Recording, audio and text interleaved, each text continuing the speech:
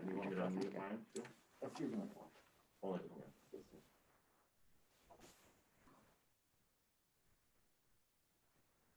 He told us he wasn't gonna be here.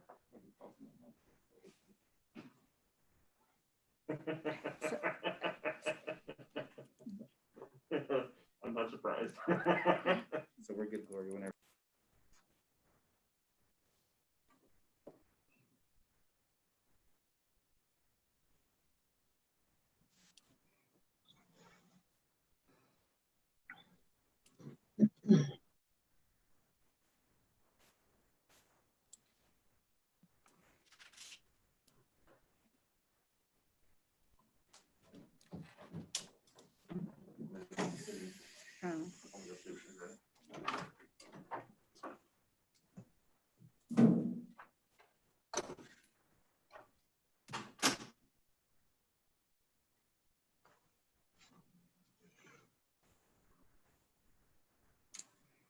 Good morning, everyone.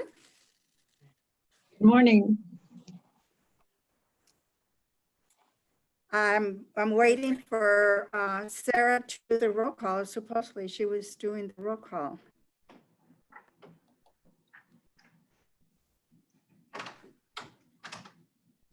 Good morning, everybody. Sarah, Good morning. I'll go ahead and do a roll call vote. Councilmember Cox. Councilmember Cox. Here. Councilmember Gomez. Present. Councilmember Jones. here. Mayor Pro Tem Ramirez. Here. Mayor Garcia. Here. All right, welcome everybody. Again, good morning, everyone. Thank you for being here. Good to see you, and glad that everyone is healthy, and that's important. The purpose of today's workshop is to establish our mission, vision, and value statements, as well as to establish goals for our strategic plan. Our community members have entrusted us to act in their best interest, to establish policy and make decisions of greatest benefit to the city of Victorville. I think all of us would agree that our primary goal is to build a strong Victorville, a Victorville of which we can be proud, a city full of promise for the next generation, a community where businesses thrive and residents are proud to live and raise their families. In order for us to be most effective, we must be united in our vision, and we must be a cohesive team. I ask all of you to be respectful of this process, and I ask you to be courteous to each other, our facilitators, and our staff. When we work together, we build a strong Victorville. Now at this time, we will have comments from our city manager.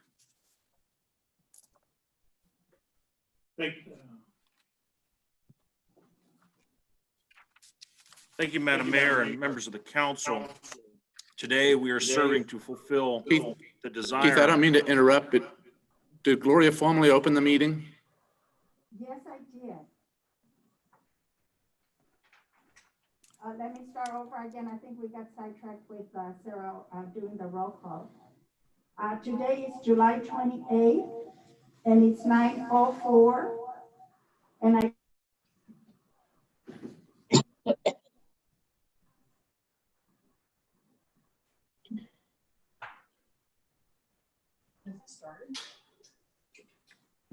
Hey, Gloria, I just want to let you know you are muted. So maybe that's why we didn't hear you formally open the first time. Okay, let's try again. Today is July 28th, and it is now 9:04. Can you hear me? Yes. Good. And I call to order the strategic planning workshop for the Victorville City Council, Victorville Board of Trustees, Southern California Logistics Rail Authority, Southern California Logistics Airport Authority, successor agency to the Victorville Redevelopment Agency, Victorville Joint Powers Financing Authority, Victorville Water District, and the City Housing as a successor. I believe that we already did roll call. And did you hear me when I actually welcome each and every one? If not, I will read the statement again. Did you hear me or should I repeat it? I think we all heard you. We heard you. Okay, so officially I have already opened the strategic workshop meeting. And I turn it over to our city manager for comments from him.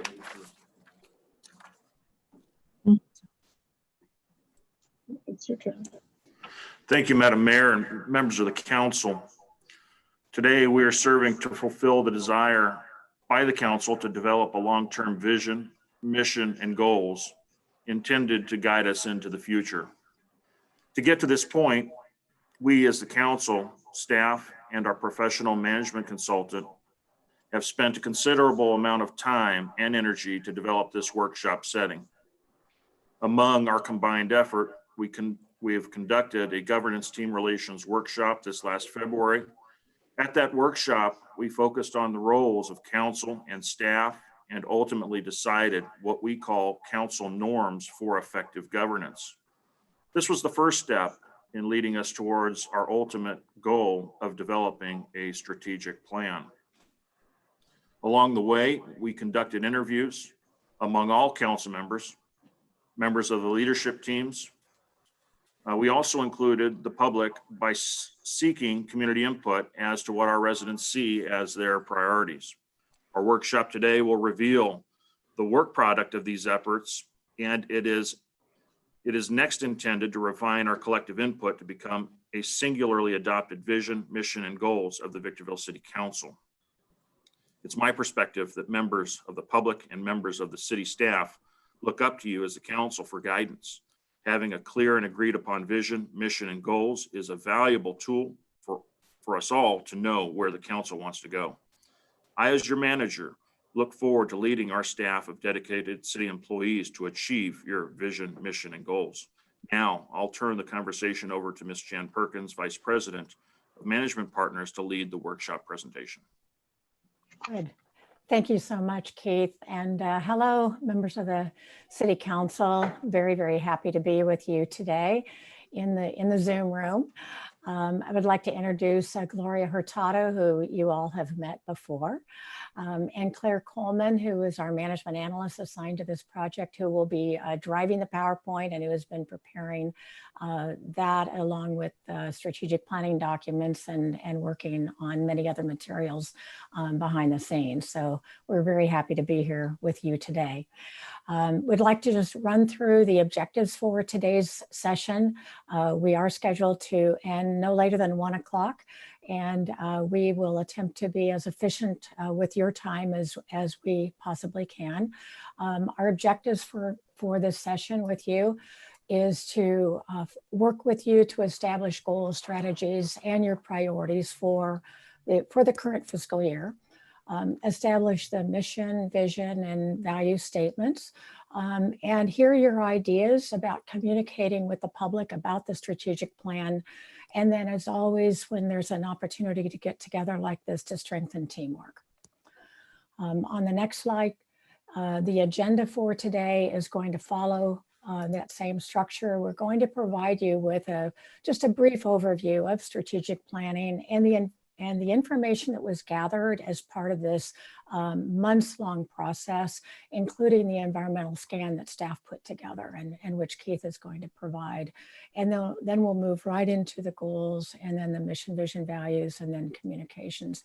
And then we will have an opportunity for public comment, which the city clerk will be handling, and then we'll wrap up. So on the next slide, the ground rules for the workshop, as with any opportunity to get together in a setting like this, and I do realize this is an unusual setting.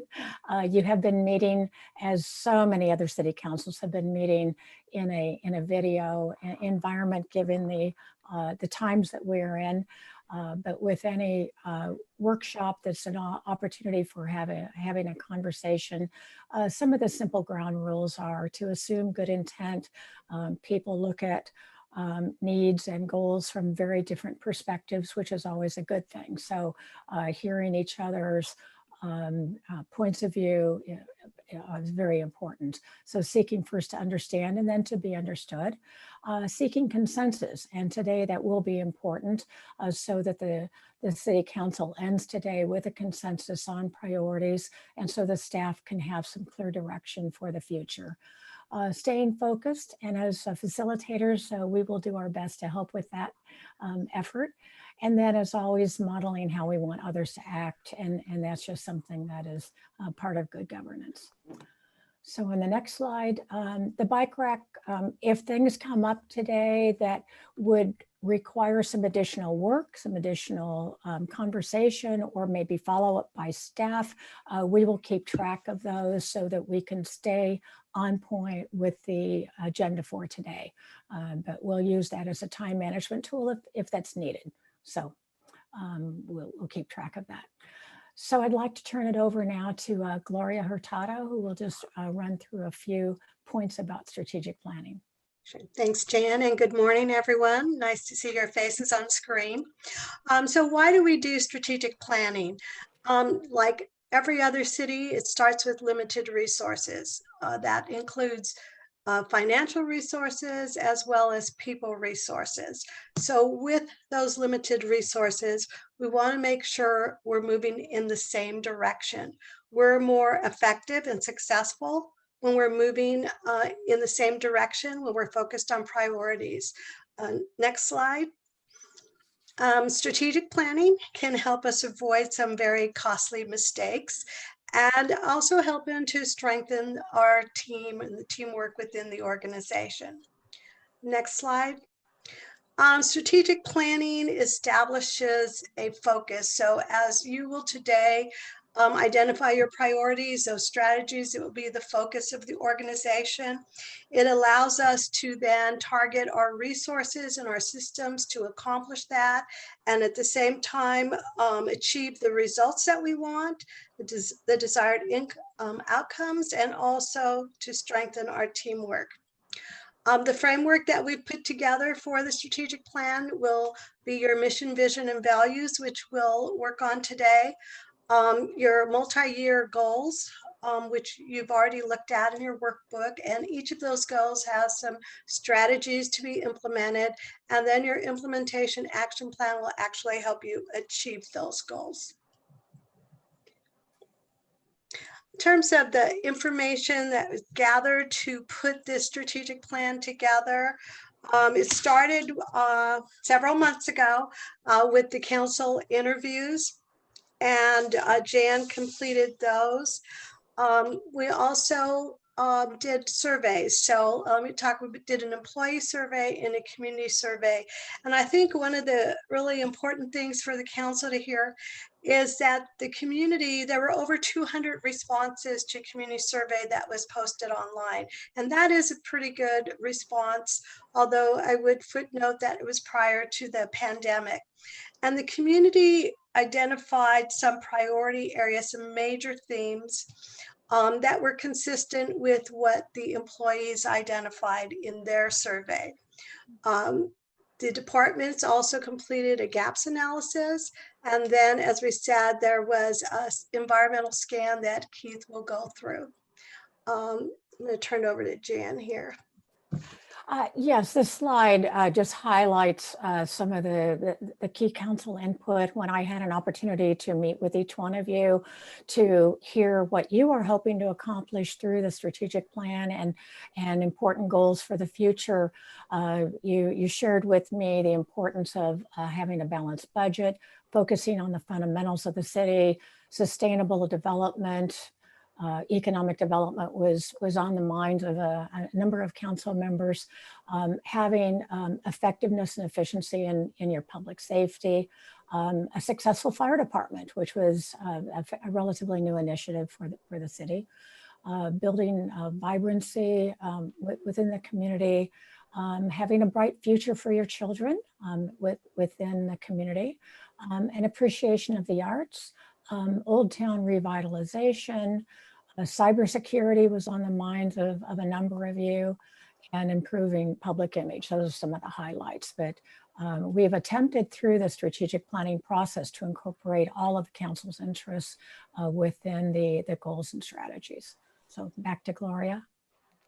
So what we heard from the community was they wanted the city to work on finding solutions to homelessness, reducing crime, promoting economic growth, and also improving the infrastructure of the city and city facilities.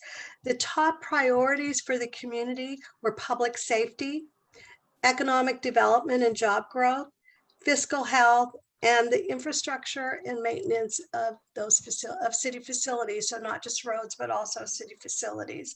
There's more detail on this available in your workbook on the responses, the numbers, the demographics of those who responded to the survey. Next slide. For the city employees, the survey we used with them was a little bit different than the community. One, we wanted to know what the city employees felt were the strengths of the organization. And teamwork was number one, which is a very positive thing for employees to feel about their city and organization. The other strengths they felt were the housing opportunities, affordable housing opportunities, and also the community support that exists in the city of Victorville. Next slide. The priorities from the employees were very much in alignment with the community. They included public safety, fiscal health, the infrastructure and maintenance, economic development, and job growth. So we saw a lot of consistency between the employees and the community. The next slide. We also engaged the staff in what we call gaps analysis, or a SWOT, and some of you may be familiar with this. So some of the strengths that the employees identified were opportunities for economic growth, housing, and also leadership as a strength in the city organization. Some of the weaknesses were the crime impacts and also concern about fiscal sustainability. Opportunities, and this is really a feature on the focus, the opportunities they see are in strategic growth and also in broadening community engagement.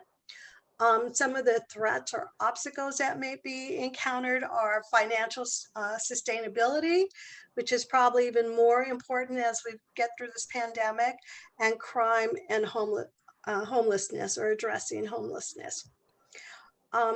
So this is the gaps analysis that was provided by staff. I'm going to turn it over to Keith, who's going to talk about the environmental scan that was also produced by staff.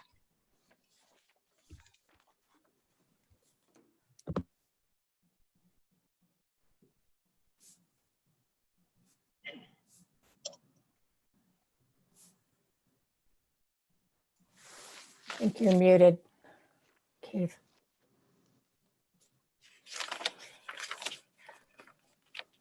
Sorry about that. Yes, so staff had worked together to develop an environmental scan, and let's go ahead and jump to the next slide. And the purpose of the environmental scan is really intended to provide an overview of current and anticipated factors, both internal and external, that impact the community and the organization. They're also intended to provide critical data for the creation of goals and strategies. So we all assembled as leadership and executive members of the organization to consider the many factors that could affect a community like ours. And so we've got a list here for you that we'll actually go through in some of the subsequent slides. But before even concluding on mission, visions, and goals, I think part of the reason why we go through this exercise is to make sure we're fully aware of what is contributing to how the organization operates, what are the strengths, weaknesses, opportunities, and threats, which we'll discuss later in the presentation. So that at the end of the day, what we decide is something that's realistically achievable. So next slide, please. And so this slide was put together, and you've got really two charts here. The one chart on the left, which is entitled Population History and Projections, it actually gives you a trend using the bar chart to identify what your historical population growth is. And it includes a projection from 2020, this current year, forward to 2030. I think some important facts to take from this particular slide is looking at the measure from 1980 to 2000. And if you look at that growth from 1980, the 40,674 population figure to 2010, just there alone, you've seen a growth of about, strike that. Correction, from 1990 to 2010, you've got a growth rate of 81% over that period of time. And I call that to your attention because that's a fairly explosive amount of growth over such a period of time. Then from the 2010 period to 2010-2020, basically from 2010 to 2020, you've got an increase of 10%. And then from what's projected forward from 2020 to 2030 is an 18% population increase. So we've seen some explosive growth from 2000 to 2010, and not as explosive, but certainly something to be aware of is that the growth projected going forward over the next 10 years is meaningful and has to be at least attended to, we have to at least be aware of that projection of growth. Especially as we're attempting to meet current service levels and plan for service demands of the future. The chart on the right, I think, is important to recognize because we drew some comparisons here between the United States, California, and our own local community, just by breaking down the population by age group. And I think when you look at the Victorville bars for 2 seconds and you compare both the blue bar, which is persons under 5 years of age, and then you also have the red bar, persons under the age of 18, that combined is about 42% of your population. And it's really suggesting that in Victorville, we have a young population, much greater in proportion or in comparison to what you see in California with what we would characterize as 29% young, and then in the United States, 28% young. And this is important for, I believe, us all to be aware of, is that having this type of demographic could translate into a demand for a certain type of service. Maybe it's parks, maybe it's recreational, very likely there. So it was an interesting graph to at least be mindful of as we're moving forward in establishing our mission, visions, and goals. Next slide, please. And so if recalling from the previous slide, we had population. This is actually intended to share with you your growth for dwelling units. So dwelling units is a home. It could be an apartment unit as well. Those are probably the two easiest examples to characterize. And so what you see similarly in that period from ending 2000 to the period ending 2010, you'll remember on the previous slide, we were looking at an 81% population increase. Here, you're seeing really just a 56% increase in the number of dwelling units. And what we take from this is that if your dwelling units are growing at a slower rate than population, you have a population that's growing at a greater pace than the number of dwelling units. So it's likely that the housing that's being, or the units that are being built here, they're being occupied by a proportionally greater amount of household members. From the period ending 2010 to 2020, we taper off, but in comparison, similarly natured comparison, you've got a 5% increase between 2010 and ending 2020.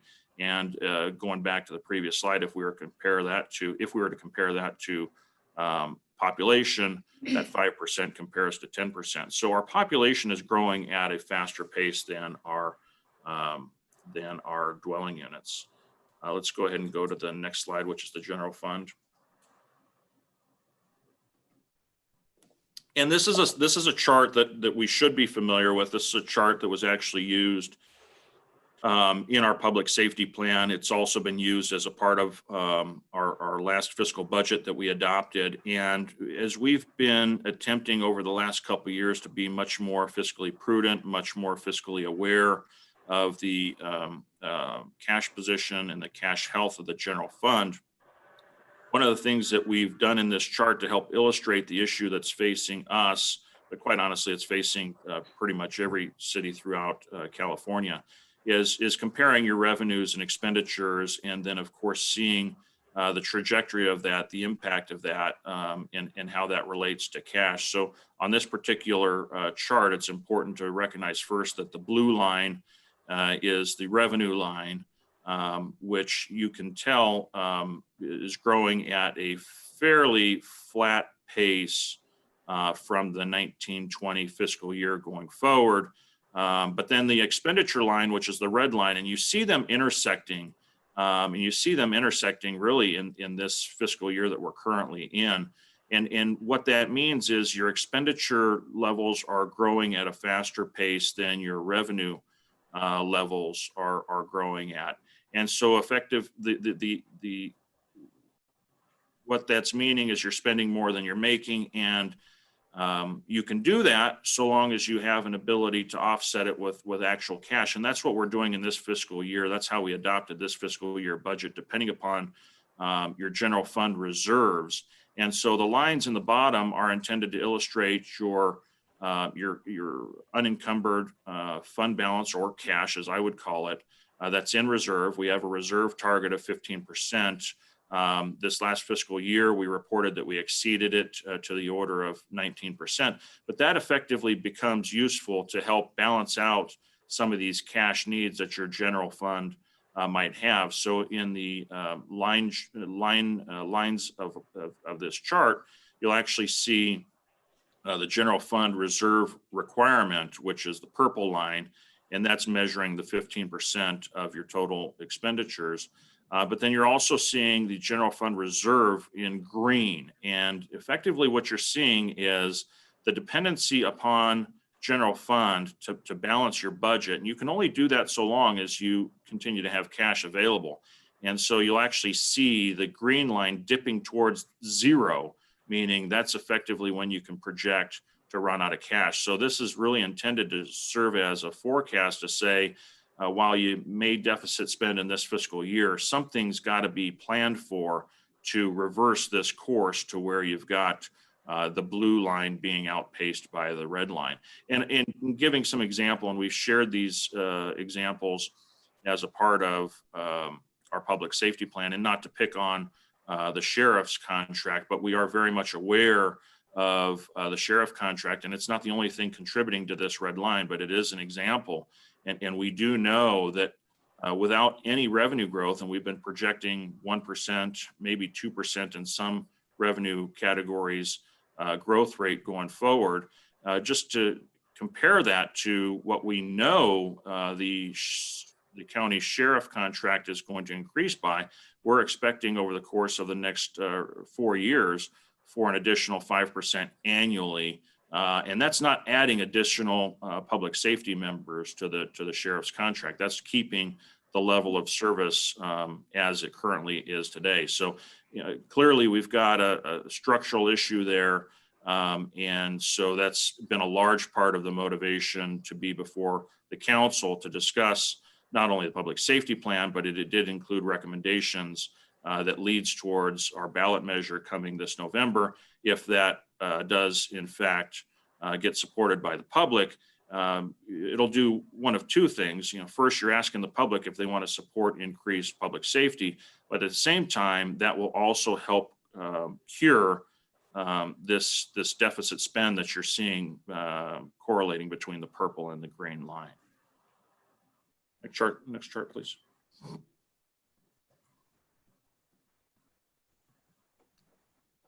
So this chart as well is pulled from the public safety plan. And this was intended to summarize what we consider public safety. So that's all levels of public safety service, police, medical and fire services, code enforcement, animal control as well. And so this was really there to show the trend line of staffing levels for all four of those individually and then in the aggregate. And the numbers that you're seeing at the top of each bar are the aggregate. And since 2008, we've generally seen fairly flat levels if you look at in staffing, that is. And in 2008, you see an aggregate staffing level on the public safety side of the house of 205. You currently see in 2019, that was our last year ended that we had numbers reported, and that's dropping slightly to 202. And you can kind of see where within that public safety spectrum the decrease has been. And that's not corresponding very well with some of the earlier slides that we shared with you, showing the trajectory of dwelling units being built and also the population increase. There's other information that we shared with the council as a part of the public safety presentation that show the increase in public safety calls for service. And what's effectively happening as the increase in public safety service demands are increasing, it's actually becoming longer. It's taking longer to actually respond, and effectively causing the public to feel as if we've got a decreased level of public safety service. The public safety since 2008, just for police, fire, and medical services alone, just looking at those numbers, actually decreased from 195 to 188. One thing that's not on this slide, and it was a comment that was shared with me over the course of the last week, is that hopefully we're not moving forward with the public safety measure just to supplement and add to staff. And an interesting thing that caught my attention when hearing that comment was considering what's occurred really over the last 10 years. And what's not on this slide is taking a look at our total citywide staffing levels. And we very unfortunately got hit pretty hard by the last recession in 2008, 2009, to where a large part of what we had to do as an organization to adjust was actually restructure the organization. We did have a number of layoffs. We even had furloughs and just recently got off those furloughs in the last fiscal year. But we actually did a comparison of what citywide staffing levels were in 2008, not including police, fire, and medical services, and compared them to where we're at today. And looking at those numbers in 2008, we had a total citywide organization staffing level of 394 employees, and currently we have 361. Again, that's not including the public fire, medical, and police.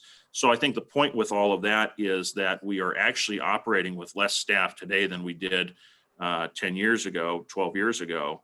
And I can share with you, it's my perspective that the workload hasn't changed. In fact, the workload has increased. So forcing us really to have gotten more efficient through the use of technology, and really requiring staff to take on more than perhaps they were used to 12 years ago. Next slide, please.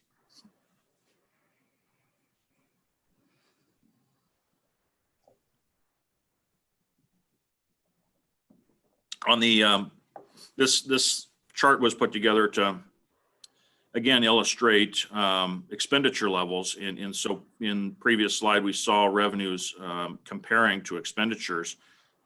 This actually just looks at expenditures on the public safety side, and I think one of the aggregate numbers worth looking at is that since 2000 through 2019, the last 20 years, we've actually seen the expenditures, just the expenditures alone, increase at a rate of 18% annually is what the tops of those bars for 2000 to 2019 represent.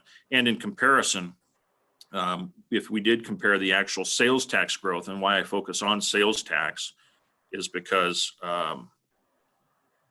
sales tax is the primary funding source for your public safety programs. That 18% annual expenditure compares to an 8% actual growth rate over the same time period.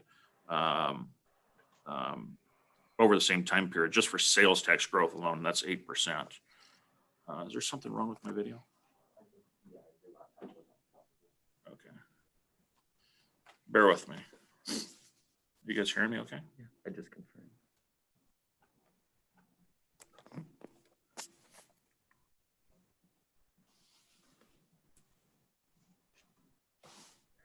Okay. Sorry about that. Just some technical issues. Next slide, please. Yes. Okay, perfect. So despite having focused on a large part on public safety thus far, revenues and expenditures, I think one thing to recognize is that not everything in our city is about public safety. One of our greatest responsibilities involves maintaining our public infrastructure. And as a city, we're what we consider a full service city. We're effectively providing all forms of public services. So we actually own and operate water systems. We own and operate sewer systems. We have storm drain systems as an example. And one of the challenges becomes, especially as it relates to certain funds within the city, certain operations within the city that are reliant on funding sources that are not rate dependent, such as a water system or sewer system, and is dependent more so upon that discretionary spending that we find in the general fund. We do run into constraints, and a good example when we've recently had some example as it relates to deferred maintenance on parks and facilities.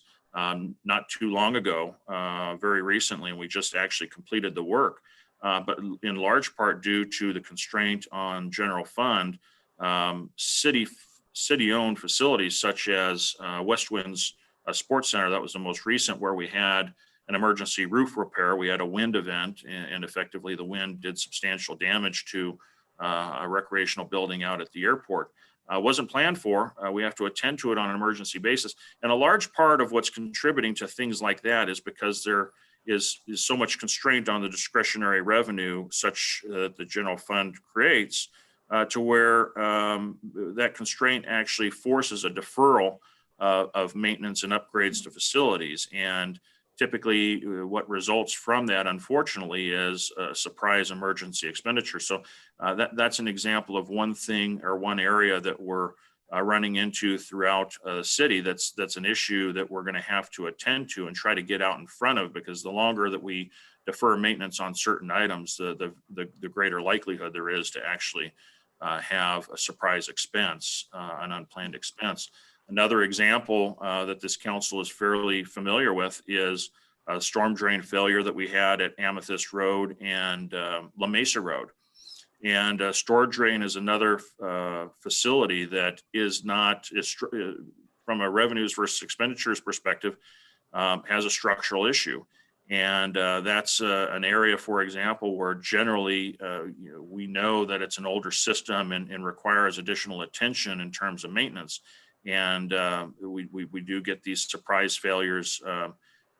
In this particular case, we did actually collapse the road, and it actually forced us to have to rely on road funds to actually fix the storm drain, fix the road, so that we can actually get the roadway back in operation and serviceable. And so I guess the point of this slide is to identify that, notwithstanding the public safety demands, we have a lot of other infrastructure components throughout the city that we're responsible for maintaining. And if we're not able to get out in front of them, we're going to have issues surprise us. And that's not including the plan that is likely needed for additional facilities based upon the increased demand for services. So, for example, if there's an increased demand for police and the public supports it, and we're adding, say, 30 additional members to the police department, which is what the public safety plan recommends,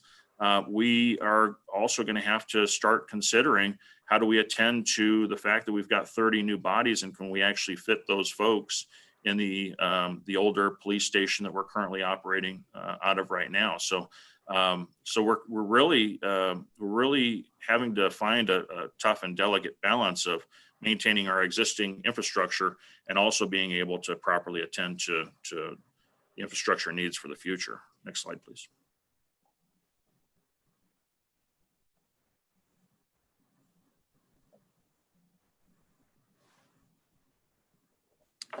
Traffic is one of those common things that we have to be aware of, that the public touches and feels every day. And one of the issues that we run into here in our valley, having grown and having been a large, I shouldn't say a large part of the economy for the entire valley, but we are a destination where a lot of the region actually travels into our community for retail services, as an example. And one of the issues that's becoming, and we're hearing it as a complaint, and it's being considered as traffic congestion, is the lack of east and west corridors. One of the projects that we believe is going to help attend to making traffic east-west throughout the valley easier is Greentree Yuckaloma, which is it's a bridge over the railroad tracks that's expected to connect from Victorville to Apple Valley. That's actually on schedule to start construction first quarter of maybe second quarter of next year. But notwithstanding that, as we continue to grow, we're going to have to also work closely with regional consortiums of government, regional partners to identify alternatives to a route down the hill. We still are in an environment where we depend upon the labor market of down the hill, as we call it. And so with that, as we continue to grow because of our affordable nature, we've got to start also planning on better attending to getting our folks, getting our residents safely into those metropolitan environments. Next slide, please. An issue that's fairly new to us is homeless, and new to us in the sense that we're having to attend to it much more directly, much more head on. Homeless, I think, has always existed to some degree in Victorville, but it's becoming exponentially greater of an issue. And this council, I have to thank for having directed its staff to deal with this head on. But this is an issue that is not going away unless there are some real housing solutions in place, which we do have a task force in place. We do have a strategic plan in place. We're actively pursuing funding through the variety of funding sources that are out there, both at the state, federal, and even county levels. And I believe we're successful in getting some of those monies, and we have a good plan in place, which is to first focus on the development of a navigation center. But statistically, what this is showing, and this is just from the point in time count, which is the only real measure that currently exists, measure of homeless residents in our community. And this is a snapshot on one particular day where a number of volunteers, county staffers, city staffers actually go out in the community and make a count of homeless residents. And so what you see here is just since 2018, you see a total of 263 folks, which are in the categories of either being unsheltered, in a transitional state, in transitional housing, or in a sheltered environment. And fortunate for us, we do have transitional and sheltered opportunities. Not all communities have the same opportunities that we do. So we're thankful for our nonprofit service providers that are able to offer those services. But the sobering statistic here is that since 2018, we've seen a population increase from 263 to 451, and that's a 71% population increase. So that's something new that we also have to attend to. And quite honestly, cities have not been set up structurally from a revenue perspective to take on this type of responsibility. So this is a new responsibility that cities are having to attend to, and we're all struggling to identify funding and get funding. We're actually having to compete to get funding to start attending to those in need. I touched on this a little bit, but we actually are very hands-on with this. We work very closely on some of the resources used to help respond to the homelessness issues in our community, as we do work very closely with the Sheriff's Hope Team. This is a division that's been put together to focus directly on homeless outreach.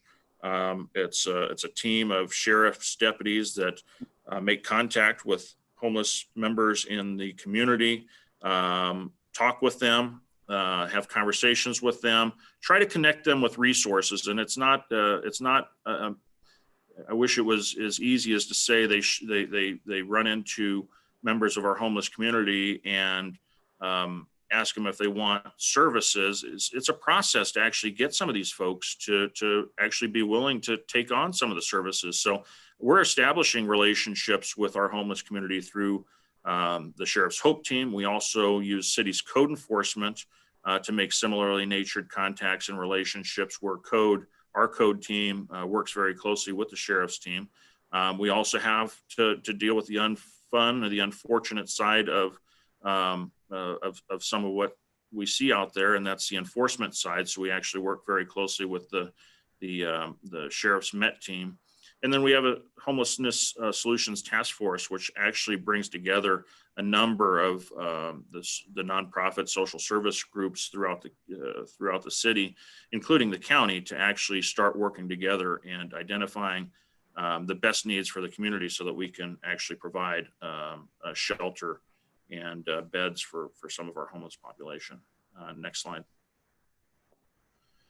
Organizationally, and this is one of the items that we have to be fairly mindful of. We as an organization are seeing more and more of our employees retiring.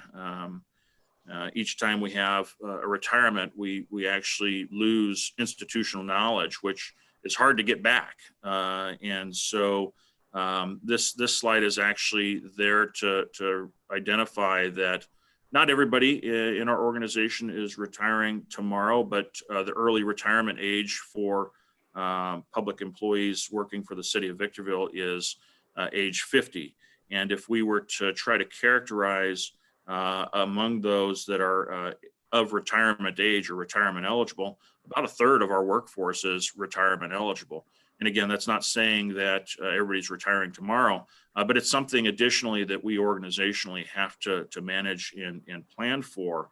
Otherwise, we could actually be jeopardizing our ability to operate going forward. And those efficiencies that we talked about earlier, a lot of those efficiencies that we get as staff taking on more with less, a lot of your ability to do that is based upon things like institutional knowledge. And so it's forcing us to consider succession planning. What is the organization going to look like in 10 years? And how can we invest in our human resources to get us there, so that we effectively don't have a gap in service, if you will.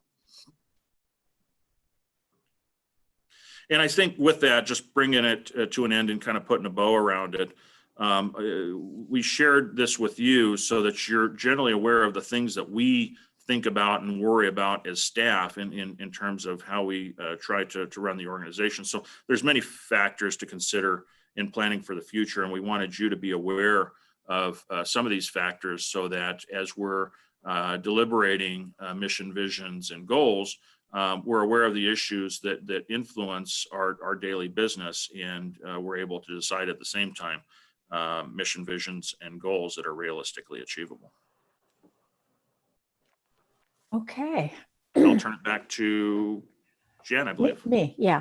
So thank you so much, Keith. So this is an opportunity for council members to make comments on the various pieces of data, the information that was just provided to you in a fairly brief overview.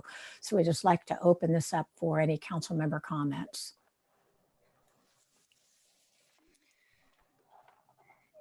Yes, Madam Mayor, may I? Yes, go ahead. Thank you. So first of all, thank you for the wonderful presentation. I think management took a huge project and kind of drilled it down into something that's easily understandable for not only the council members, but also for our community. I really appreciate the fact that our community and our employees and our council members are really on the same team in terms of what we think the priorities are for our community. I mean, we're starting out in a very good place to be able to develop a very good plan for our team going forward, for our city going forward. I really thought it was interesting, the data about our population that's under the age of 18. I hadn't realized that much of our community is probably in the next 10 years going to be at that adult age. And I think doing the proactive planning now so that we can make sure that we're attending to their needs and that we keep our great people here in our community so that they can feel like they can really bloom where they've been planted. And also, I loved all of the information about the public safety and the very real reality that it's been years now that our community has been crying out for improved public safety, increased services so that they don't feel like that they're having to be their own law enforcement in their own neighborhoods and their own homes. And it just appears that we're all on the same page as far as that goes. And it looks like with what we're already doing, it looks like we're already kind of on the right path. I'm looking forward to this plan really being able to make everything very explicit, tease it out so that our community knows exactly where we're going and that we can have a specific idea as to what we're going to do when. And I look forward to really creating a great plan today. Thank you, Madam Mayor.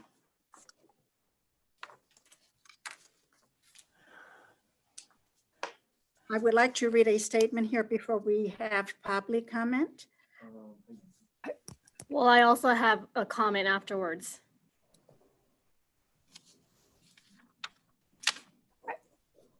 Later. So where are we at this point then? We're just on council member comments right now. Oh. Jan, correct me if Yeah. I'm wrong. Comments No, later. Yeah, and I apologize for not being clear about that. Yeah, public comments will come later. I was just wanting to find out if council members had comments on any of the data or information that was just provided. And then we're going to move into a discussion of goals and priorities at that point.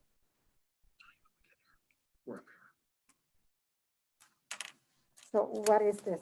So are there other council member comments on the environmental scan or on the data that was just provided? Yes, Councilmember Gomez would like to chime in as well. Uh-huh. I have a few things, and I jotted them down for the brief of brevity. So one thing is, this is regarding the city manager's environmental scan. The environmental scan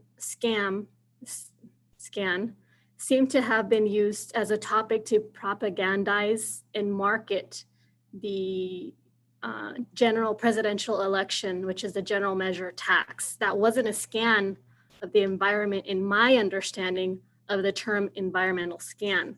And hence Keith Messler did say that the primary source of funding is to fund public safety for the sales tax, which is an 8%. The second thing in regards to the strategic planning vision, mission, and goals, the leadership team didn't include the definitions, proper explanations, and purpose of each of the bulleted goals and the strategies that are presented on page 2.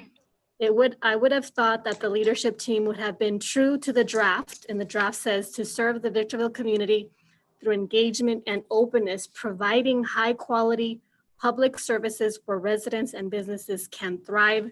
And I got that quote, and I got a personal quote as well. And we know that out of the abundance of the heart speaks the mouth. And in regards to that draft, I think we should delineate 3 instead of 2, openness and the other one that they focused on, which is engagement and openness, adding a third one, and taking the word can, because residents and businesses can thrive.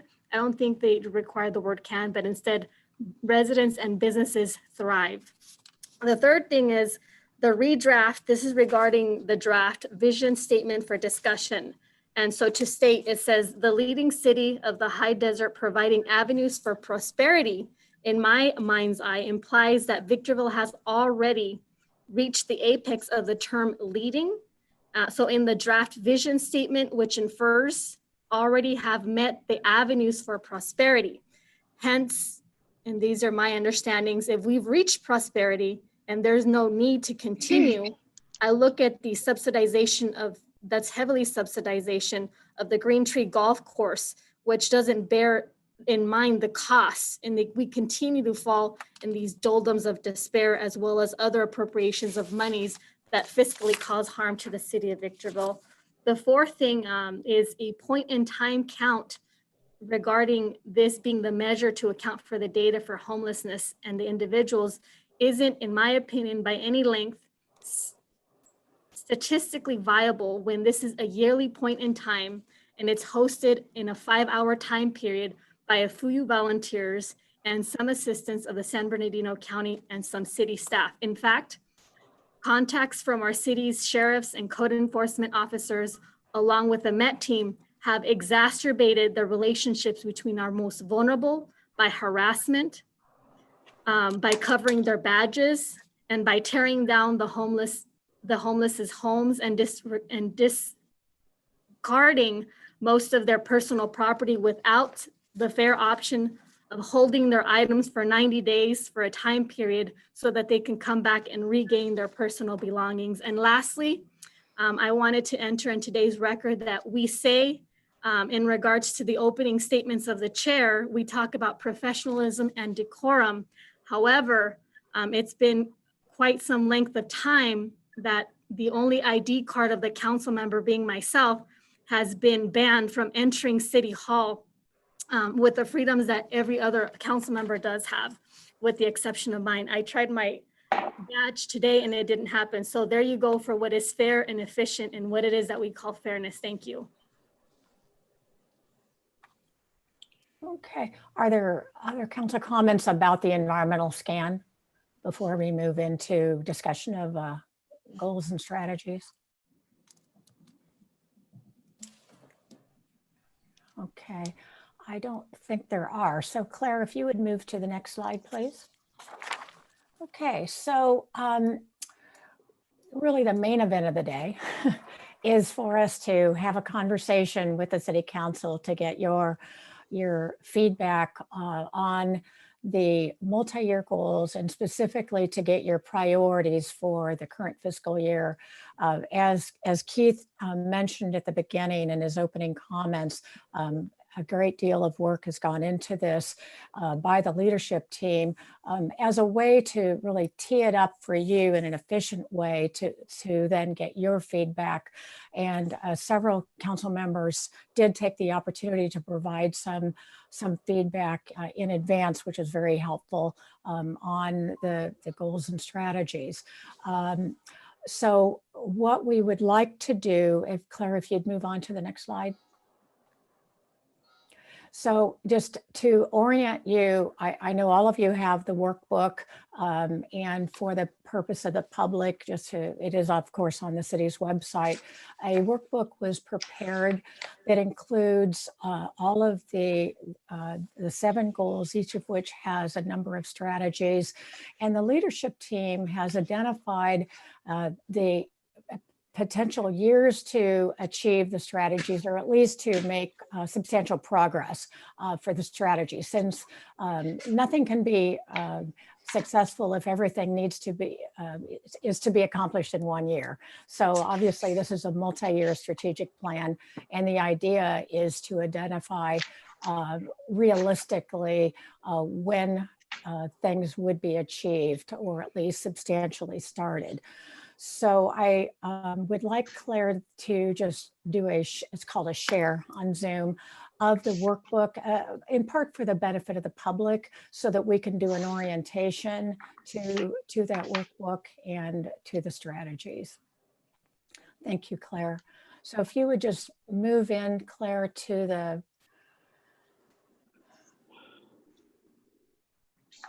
so you can see from this that in just moving down toward the goals and the strategies, what we have attempted to do in working with the leadership team is for each one of the strategies to identify the year to achieve.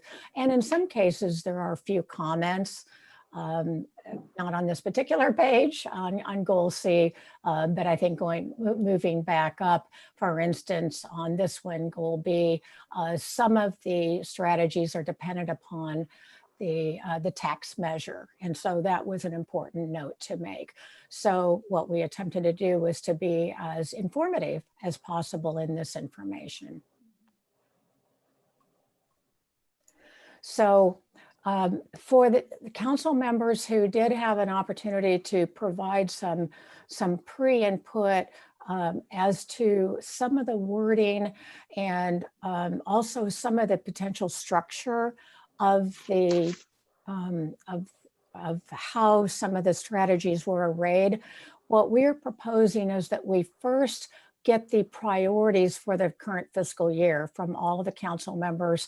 2 members did not have an opportunity to provide those in advance. Because we're in a Zoom session, we were looking to get as much input in advance as possible, only because it's a different environment than in an in-person setting. But we would like to get the priorities of the 2 individuals who did not have an opportunity to do that. And then then have a discussion about those priorities, and then go back through and look at some of the wording and some of the consolidations that were suggested by council members. After that process, then we will move into mission, vision, and values. And we did get some input from council members in advance, and then today as an opportunity for more input from council members about the wording for mission, vision, and values. So then we would do that after talking about the goals and strategies.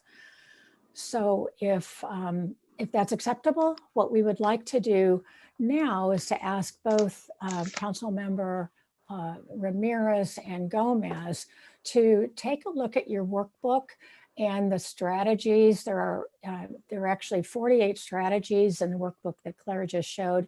And what we would love to get from you is 8 selections that you would simply verbally tell us, like goal A number 1, as just an example, as your priorities. And then Claire will make a note of those, and then she's going to type those into some slides that we have, and then we can see what we have from all 5 council members after we hear those selections from you. And then we can have a discussion. Okay, thank you.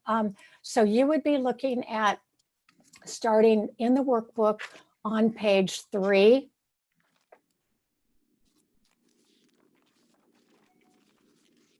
So that's where there are 7 goals, each of which have a series of strategies.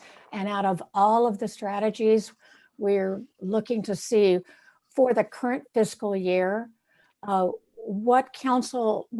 ultimately what the city council thinks would be your handful of top priorities. You can see what the leadership team plans to work on during the fiscal year. But it's always helpful to know what the council believes are the top priorities for the city for the fiscal year. So you would be looking, starting on page 3 and continuing on through page 9. And you can just give us the goal letter and then the strategy number. That's all we need. 8 of those, please.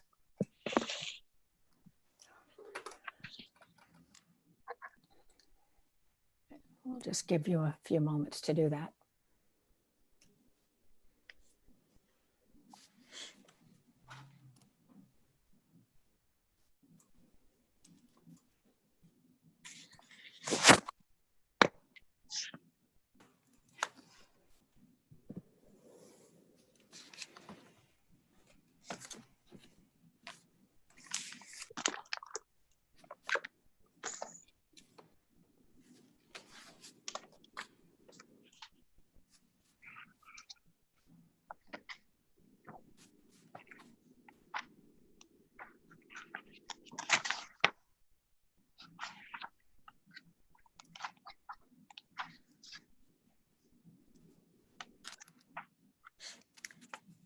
I'm going to go ahead, if I may, provide what you saw Yes. from me. Is that okay? Yes, Okay. of course. Thank you. So, Goal A, strategy number 5.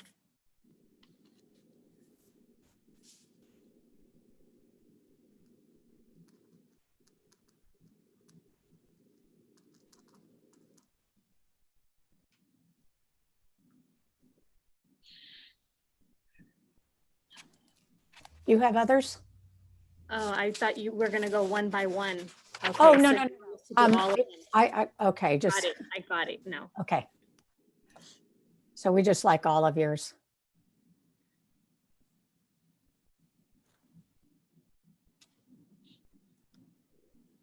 Up to 8.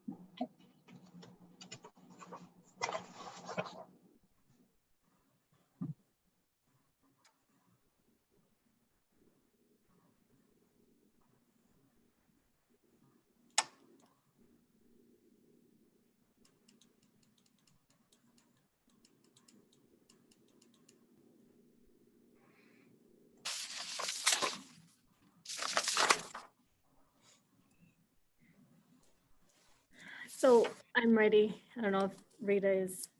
Okay.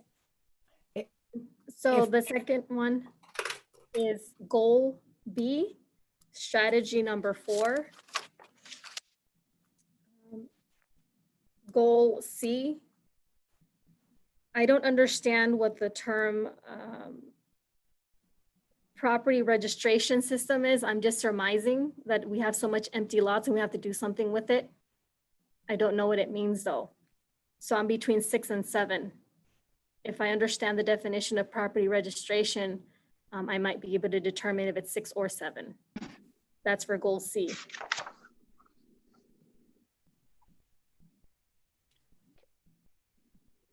Keith, can you give a brief, just definition of property registration?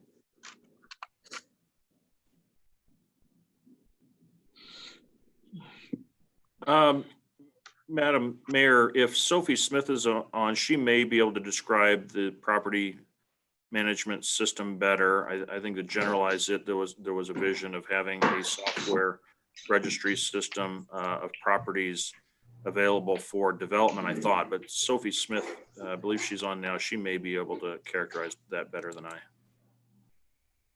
Yes, I'm on.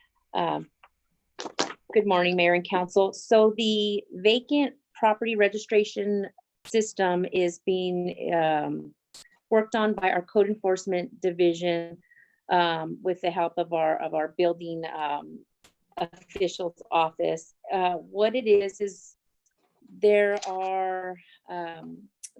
currently no way to track which commercial buildings become vacant.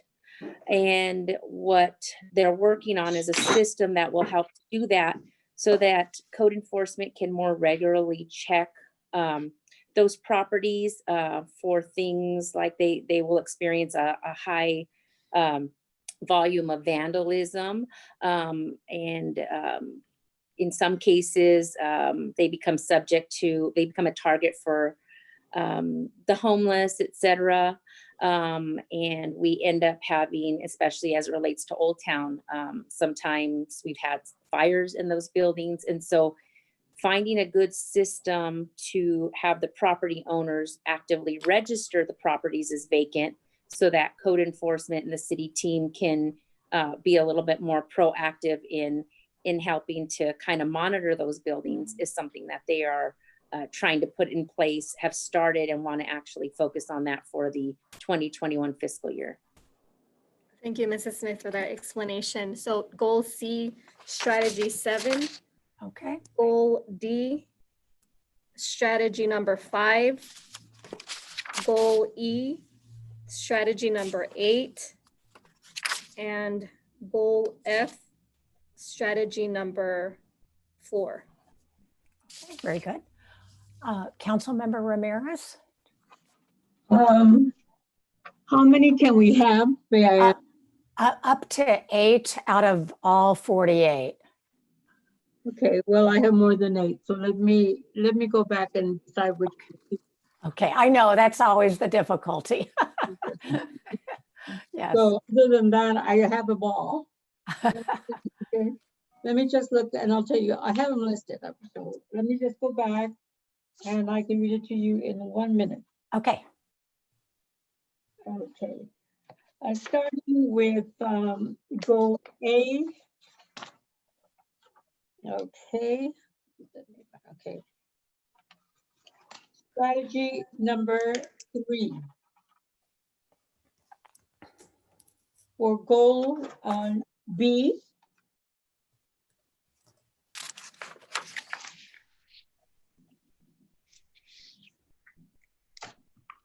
Strategy number 1.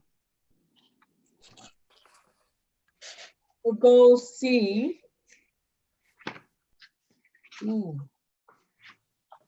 Strategy number 2. Goal D. Strategy number 2. Goal E. Strategy number 8.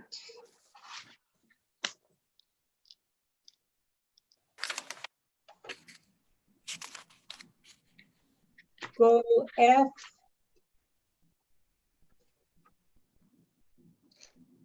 Strategy number 5. And goal G is number 6.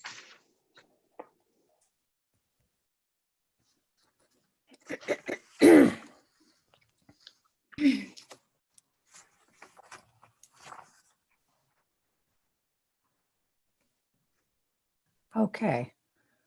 So. You know, I just realized that I didn't give you anything for G because I don't have it written Right. down. So Yeah. for G, Councilmember Gomez selects strategy number 2. 2. Yeah, I just noticed that myself. Okay. Okay. Okay. Thank you both very much. Okay, so Claire, whenever you're ready to show the PowerPoint again with all of the virtual dot voting.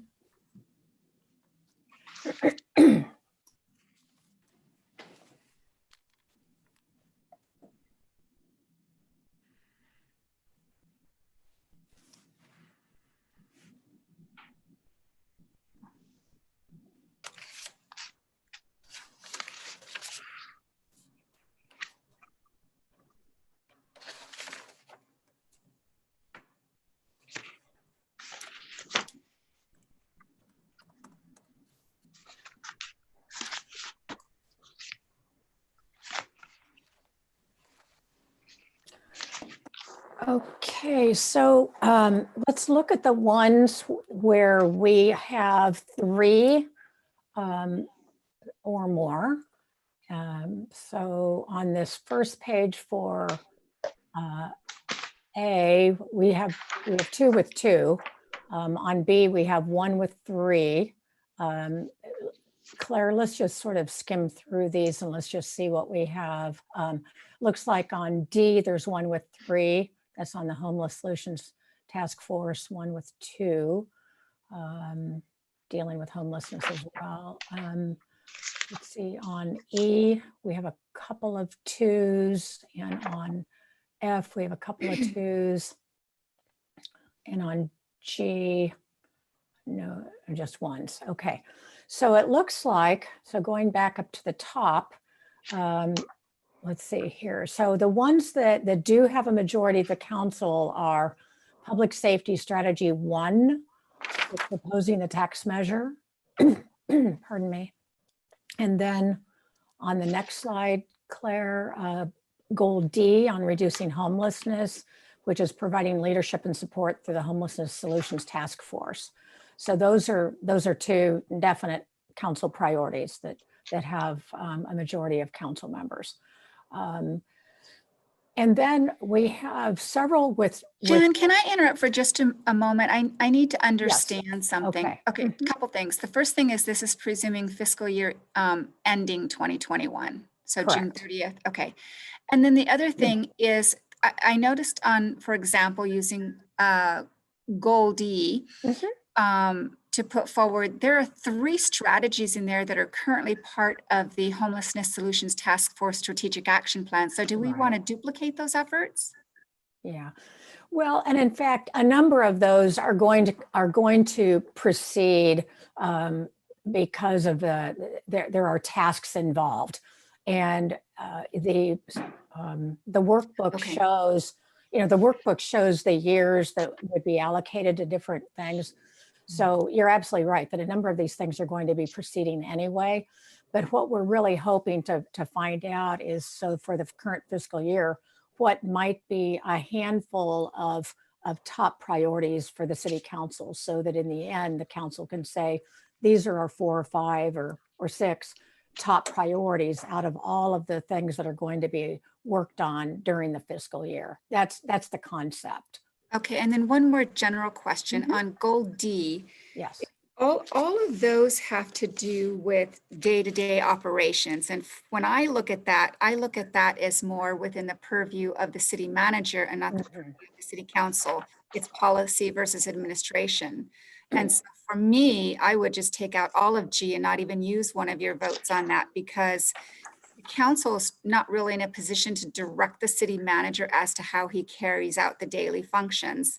And I think if we go that route, we're setting not a good precedent. And I personally would like to see our city manager take the input and the feedback that he's gotten from employees and others, then to make those decisions. And then the council can hold the city manager accountable for follow through on that. Just my thought. Yeah. Keith, do you have any comments in that regard?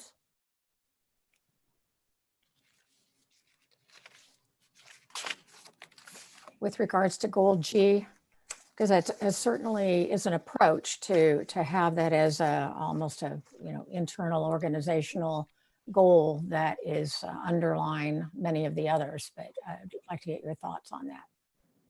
I actually do agree with Councilmember Jones. A lot of this stuff is stuff that I think responsibly we have to do anyhow because it does fit into our organizational world. So seeing that there isn't too much focus on that by the council in terms of priority, it's not going to be ignored. It'll still be attended to by myself and the organization.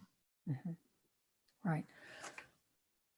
And Councilmember Gomez would also like to chime in. I totally 100% disagree with what both Metzler has stated and Councilmember Jones, because as elected officials, the electorate decides who takes a power of ranking.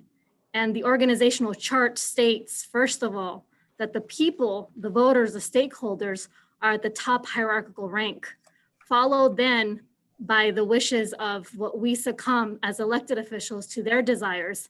And that hierarchy subordinates the city manager and all the employees, whether they live or not live here, they're also stakeholders and voters. So to take away that from the power that we already have is to take away the power from the electorate. And I think that's a move to create more of a monarchy type of bureaucratic internal hierarchy rather than leaving it to be generic and hosted to where the organizational chart continues to stand true, despite it being theoretical at many occasions when you have certain politicians in power that make certain regards and certain want to change the status of what's institutionalized or continue to propagate it. And those are my opinions for the worth of the people that already agree with what I've stated and are a part of this meeting today. Thank you.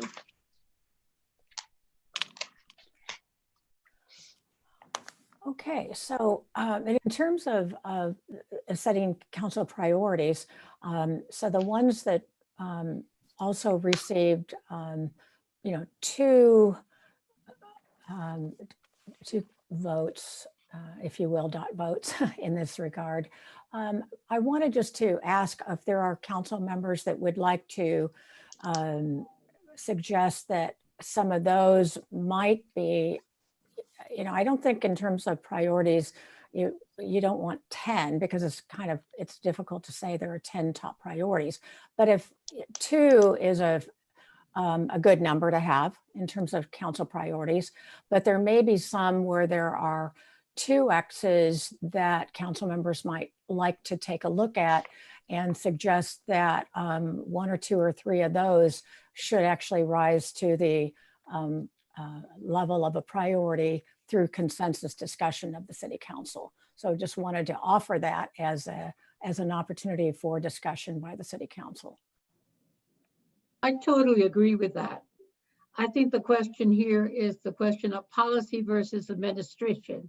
I would like to see that our employees have the greatest opportunity to improve themselves. And that is an agenda item that can only be brought up by the city council. Yes, it would be administered by the city manager, but I think that we as city council persons will also want to provide our employees the opportunities to grow into other jobs or to promote themselves into other jobs. And the only way to do that would be through, as I've mentioned, strategy number 6 on that goal, letter G. So I think that it is a part of the city council to make certain that we represent not only our residents, but those who work for the city, and for them to know that we are also looking out for their full benefits. So I agree with you on that. Thank you very much. Councilmember Gomez would like to speak with the opportunity. So I'm going to grant that as an opportunity. So Jan, I'm not sure if I understood your comment/inquiry. I don't know if we were still talking about the suggestion that Councilmember Jones made, and then you brought it up to goal G, which is, I presume, happened because Councilmember Ramirez was talking on that. Was that your intent? Because I certainly didn't understand that. Actually, my intent in my last comment was to ask council members if the items on any of the goals that have 2 X's showing at least 2 council members that have some interest in an item as a possible priority. Any of those might rise to the occasion through consensus of a discussion of the city council to a higher priority. There are only 2 of these items right now that have 3 votes. So would just be an opportunity to have a discussion of those, and we could just see what those are. Okay, would you mind repeating the 2 twos so that we Of could look at course. them? Yes, of course. So Claire has these up. Goal A, we have strategy 2, which is about maintaining adequate reserves. Strategy 3, identifying new revenue opportunities. And then on the next slide, we have goal D, which is strategy 5, strengthening collaborations with the county and other entities to identify new funding opportunities and expanding partnerships for homelessness services. And then on the next slide, Claire, we have on the infrastructure goal E, we have strategy 3, the library master plan, completing that. And then strategy 8, completing the Parks and Recreation Master Plan and determining priorities for implementation. And then on goal F, strategies 4 and 5 each had 2 votes, launching Victorville 101 to educate employees and residents about city government. And then strategy 5, increasing community events and activities such as movies in the park and pop-up activities and so forth. So then, in other words, A, D, E, and F, you're having council relook at it so that we can hopefully get a consensus or at least a majority vote, because right now they're just so staggered that we're not really focused on a priority as a team with majority. Well, I'm just suggesting that those at least had 2, and if maybe any of those would rise to a majority of the council as wanting to suggest any of those as a high priority. That's all I'm suggesting, so that the council may want to end up with 3 or 4 or 5 as top priorities for the fiscal year. That's what I'm suggesting. You don't have to, certainly. It's up to the city council. Well, Jan, I had originally suggested some of these become subsets of others, but I think that's going to complicate things for today. Certainly in goals A and B, there are some that are just natural subsets of a broader category, but it looks like we're going to be better able to come up with something if we don't go that route. So that being said, I'm going to relook at some of my things, and I'll weigh in a minute or 2. Okay, and Claire, if you could go back to that first slide, let's go back to A. And also, just so you know, because our pictures are up on the screens, I can't read, like, for example, you have goal A and B up now. I can't read any of the X's on goal B. Okay. Okay, on goal B, the only one with strategy 1 has 3 X's, the others have 1. The others all have 1. Okay. Yeah, there's nothing with 2. Okay. There's nothing with 2. On goal A, only strategies 2 and 3 have 2. Oh, okay, yours just on top, that's fine.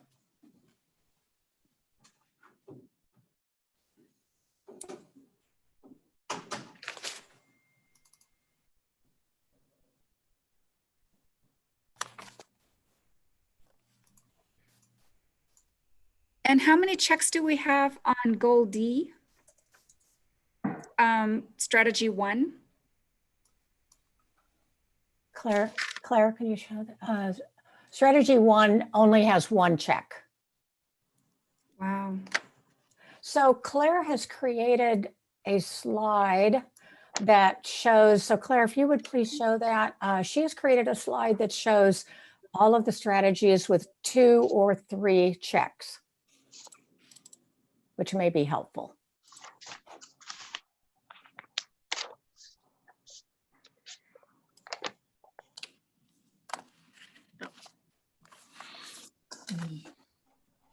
Can everybody see this? Can all the council members see this? I can see it, Oops. yes. Claire, did that just go away?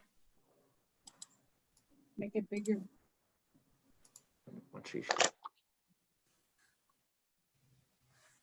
I'm updating it since I added the new slide, so it'll take me about 2 seconds here.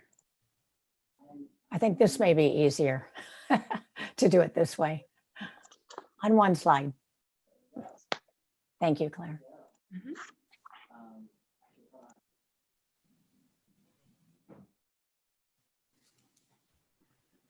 It does take a little patience in doing things in the Zoom room. Okay. I think this may be helpful. So this shows the 2 that have the 3, and then the various other ones that have 2. So it was just a question for the council, whether any of those that have 2 might rise to the occasion of those that you may wish to show as priorities for the year. And if so, any council member could suggest those, and we can see if there is a consensus on any of those.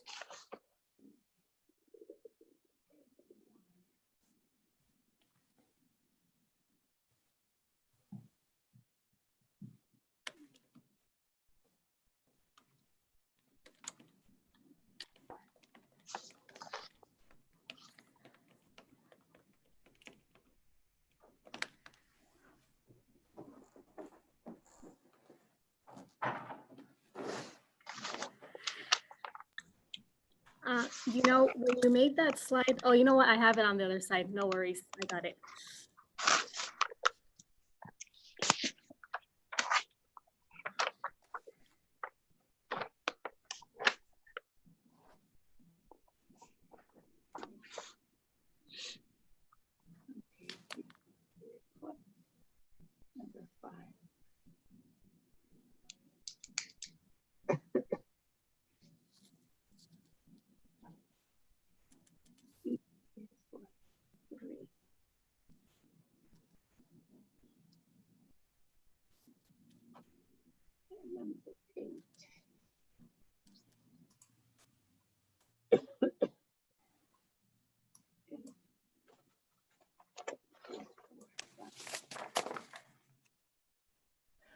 Deborah, you're muted if you're trying to speak.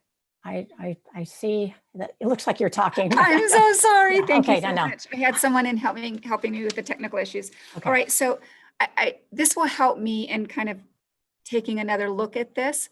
So a lot of the things that are on this list are already well underway. Mm-hmm. So not putting it as a top priority doesn't mean that the work is going to stop. I'm taking that as an absolute, but I want to confirm for the sake of our audience.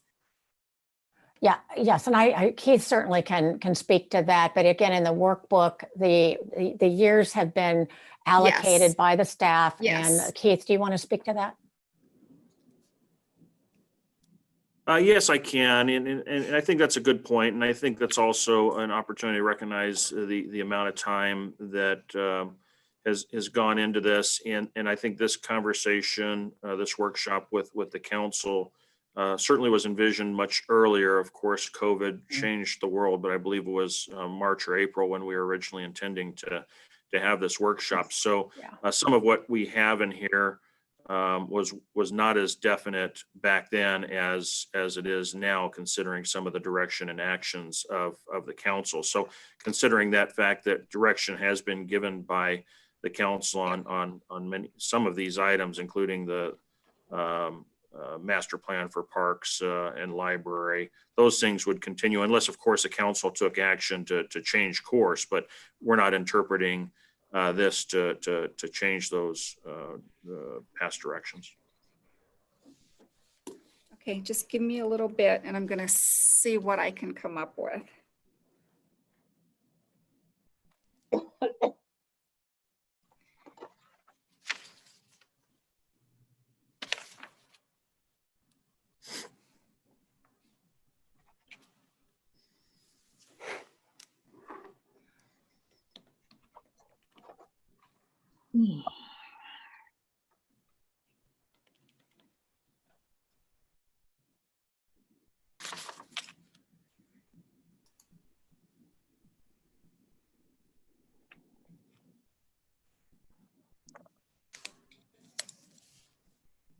This is Jim Cox. Can you hear me? Yes. In regard to Goal E Strategy 8, complete the Park and Recreation Master Plan, when does staff believe that's going to be done?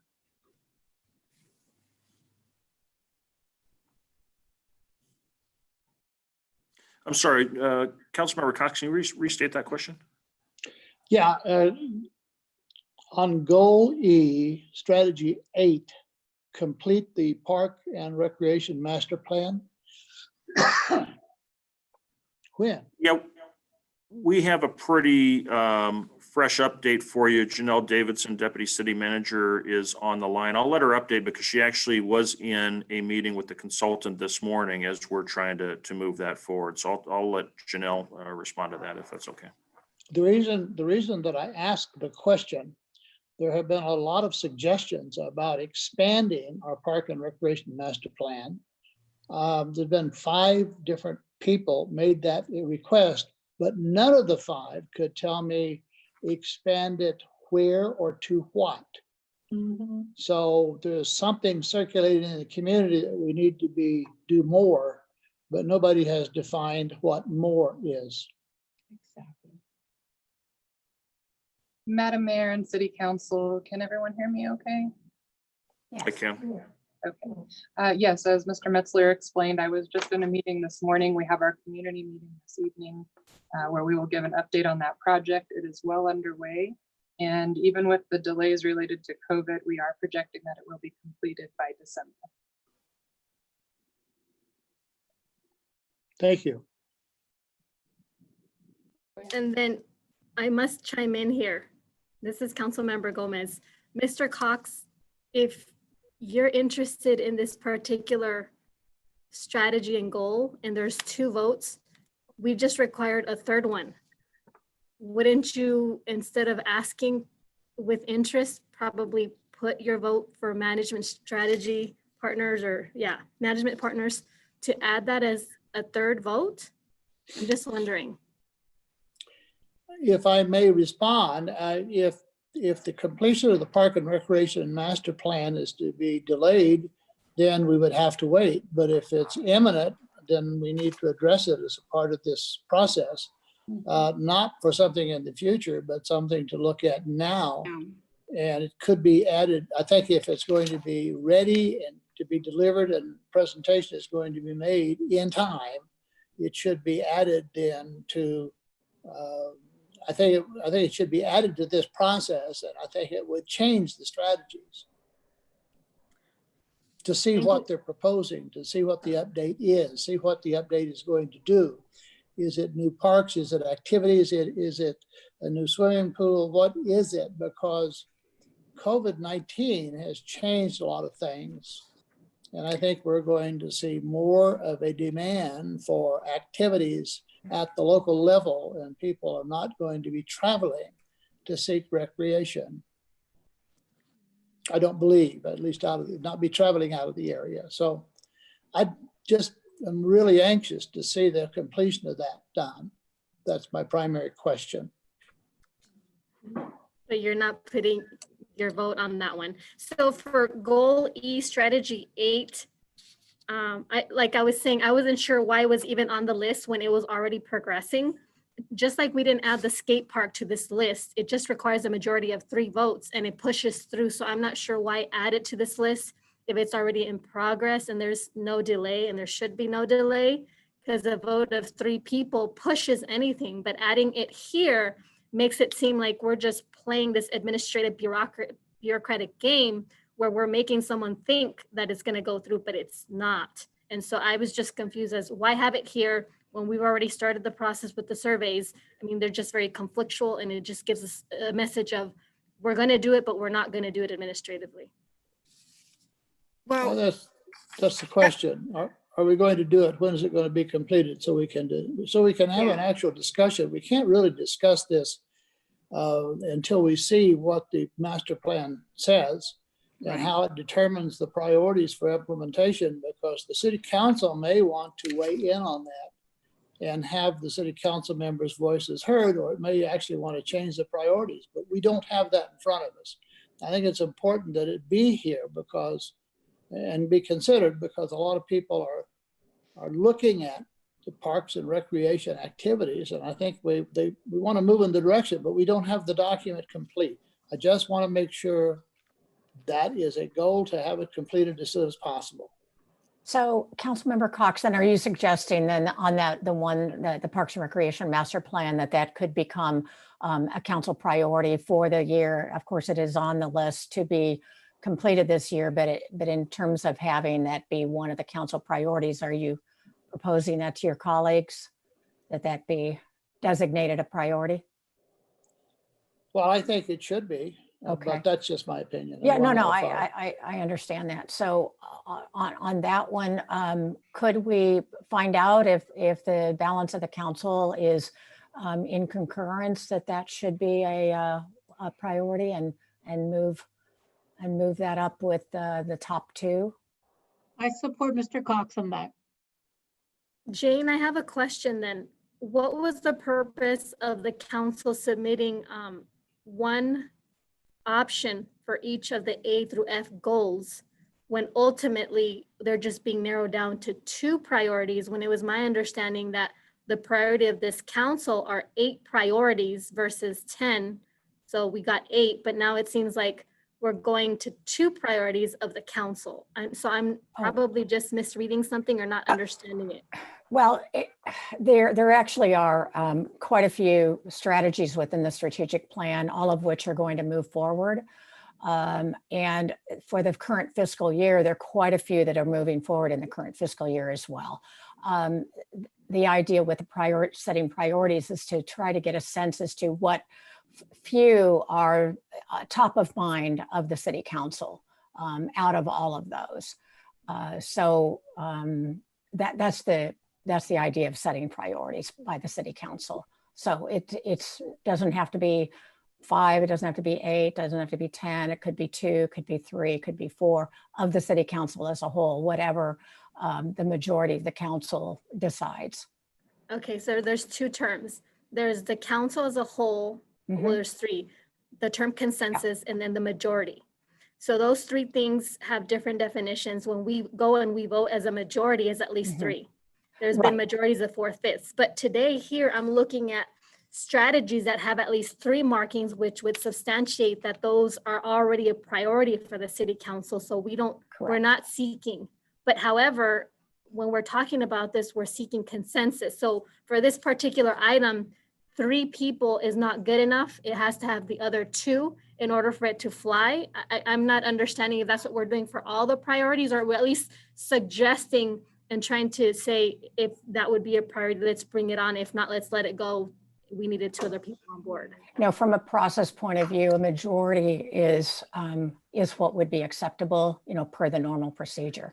So that's why there are 2 already that have 3 of the council members that have voted for those. And so I was just offering an opportunity, if there are any of the others that a council member wanted to propose, move forward, and there would be 3 votes for it, then that could move forward as well. And that may not be the case. I think I just heard Councilmember Cox propose one, and then that was supported by Councilmember Ramirez as well. So on the Parks and Recreation one. Right, and that was my support as well already. So that's why there was 2, and we brought in Jim Cox, which is 3. And I understand how you're trying to get a consensus. And if the consensus does not occur, it's my understanding, like the other 2 priorities with the 3 X's, that this one would jump in and become also a priority of the council. Is that accurately stated, or is that there's a misconception in my understanding? If there are 3 council members that support any of these, and that becomes a council priority. So Okay. this one sounds like it is. Thank you. Okay, so this is Deborah.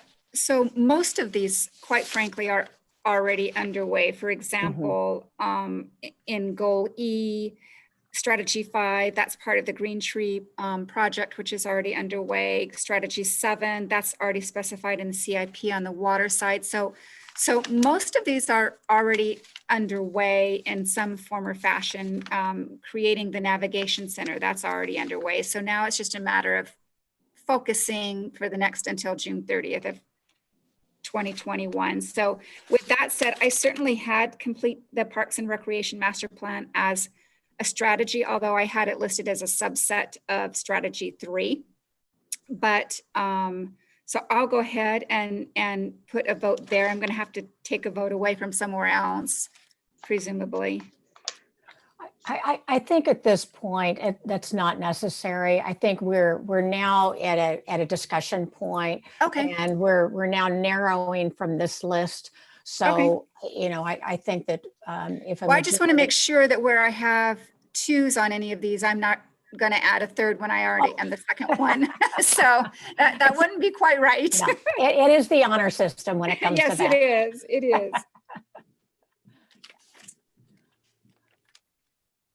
So Okay, are there any others from this list that have 2 that any council member would like to propose to your colleagues as, and there may not be, you know, but as. Just if you could just give me a moment Sure, more. of I course. just want to make sure I'm not doubling on any, like not voting again on something that I already have.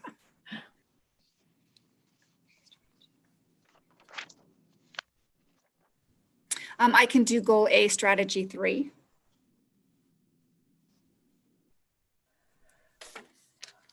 Okay, so, all right, so that would become okay, so with that one. I want to interject that I have my stream live and I have people from the public that have been waiting quite some time to be let in to be able to participate, just so the host knows. Thank you.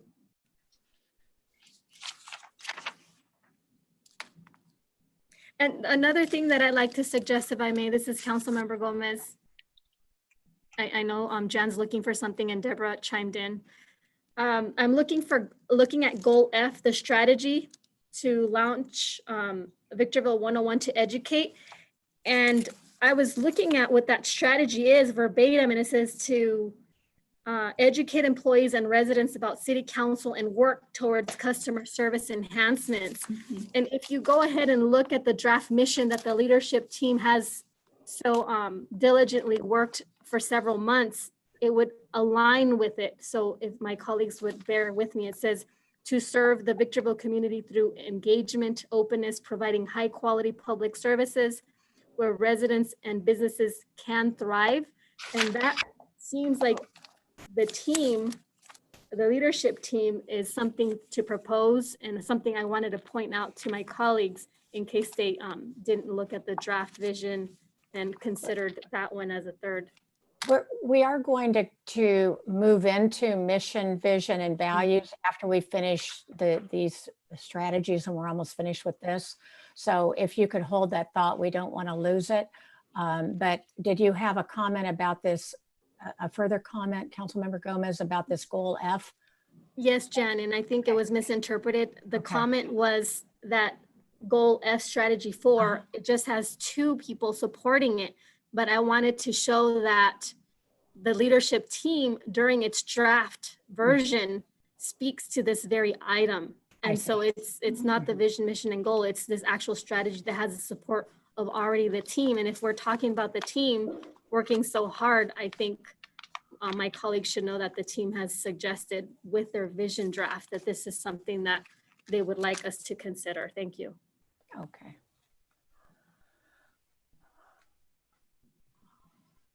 Well, and I concur with that, and I'll add, and I actually had this as a choice, as a subset of strategy 2 on that goal. But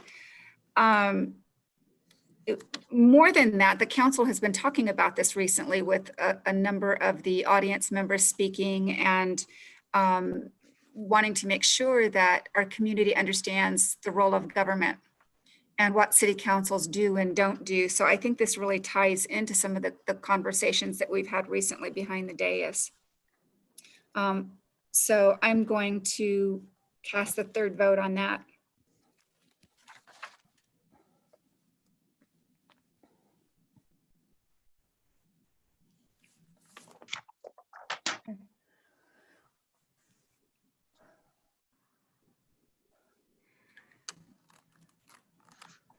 So it looks like with that, the council now has 5 priorities. What's helpful about having a handful of 5, 6, 7, 8 kind of priorities is that it can offer a clear message to the community about what's important and to the staff out of the many strategies that you're going to be working on. So that's a good number. Are there any other comments from the council? I have one comment, if I might. Of course. Yep. I had made a suggestion, and I don't know if we were supposed to do this or not, but goal F, strategy 4, okay. Launch Vicksville 101 to educate employees and residents about city government. And I had suggested to change residents about city government to the residents their city government. I would like to see the general public believe it is their city government, and Victorville city government and city government in general can have a lot of variables, from the general law city to charter cities to a variety of strong mayor, weak mayor, council manager. And it's important to know how city government works, but I think it's really super important for the voters and taxpayers to know how their city government works. And then they'll have a better idea of zeroing in on what their requests and suggestions are, because I know there are some people who are studying about city government, making suggestions that simply don't apply to Victorville, or we couldn't implement them if we wanted to. So I think if we will concentrate on that, it will be helpful to us in our approach, and I think it'll be helpful to the general public in understanding how their city government works. Just a thought and an idea, but I didn't know if that had been transmitted on up the ladder or not. Yeah, we certainly can add that word quite easily as a clarification. And Jen, once we get all of our goals in place, I want to look at the language as well, because I had submitted some suggestions as well. So I just want to make sure. Yes, we considered. Certainly, we have some suggested word changes to several of those, and we will be incorporating those and including this one right here, the word there for clarification, and we'll be submitting those back to the staff. I just want to add that whatever changes we may make or think about making, COVID-19 has shown we have to be able to stop and change direction at a moment's notice if the demand is made. So I hope none of this will be cast in concrete for future discussion. A strategic plan needs to be a living document. Yes. It does. And then just thinking about our many conversations that the whole council seemed to be agreement on was the library master plan. And there's a study underway now to put that together. And it seems to me that would be an easy get for an easier vote to get for a third vote, because I just have always heard all 5 members of this council really focusing on the issue of our library system.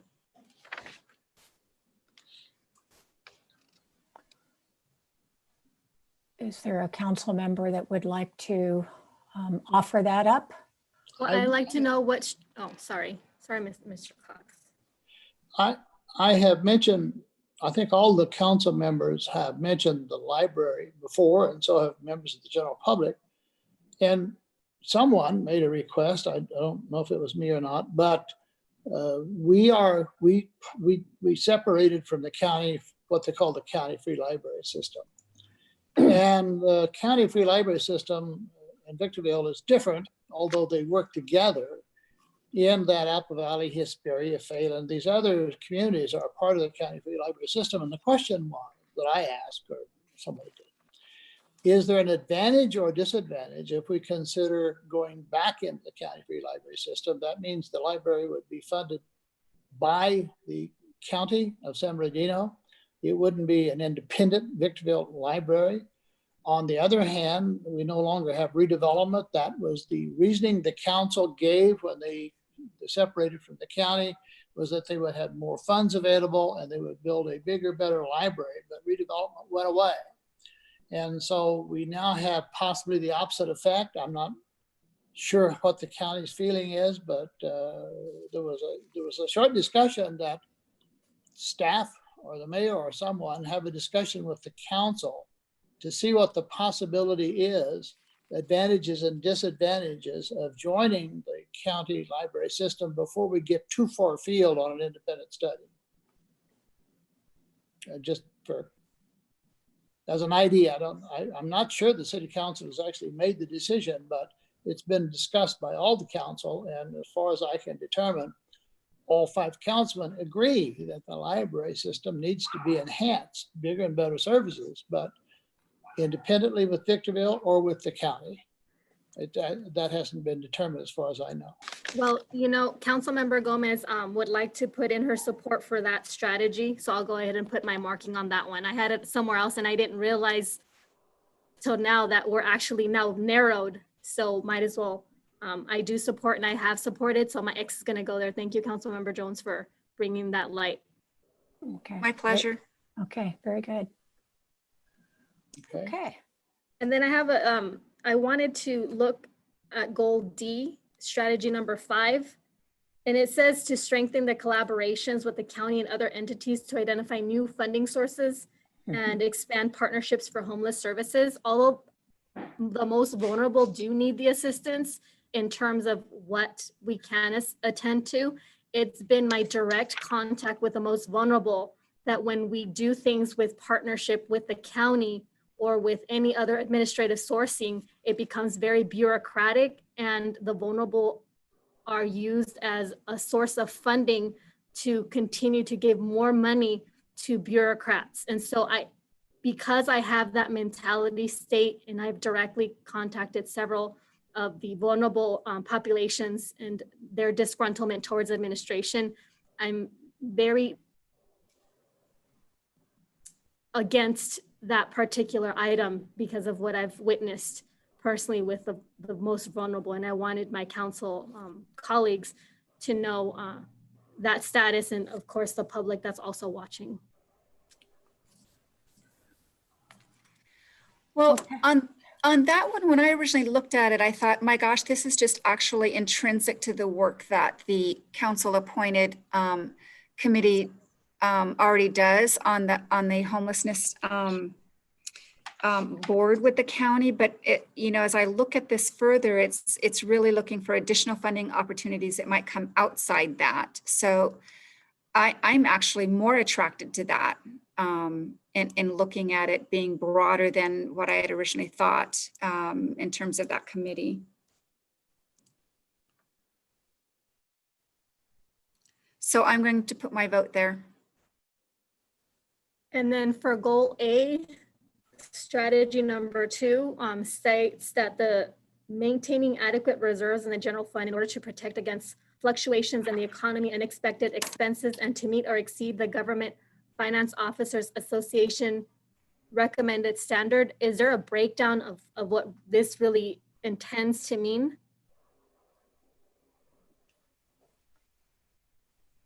Keith, can you comment on that?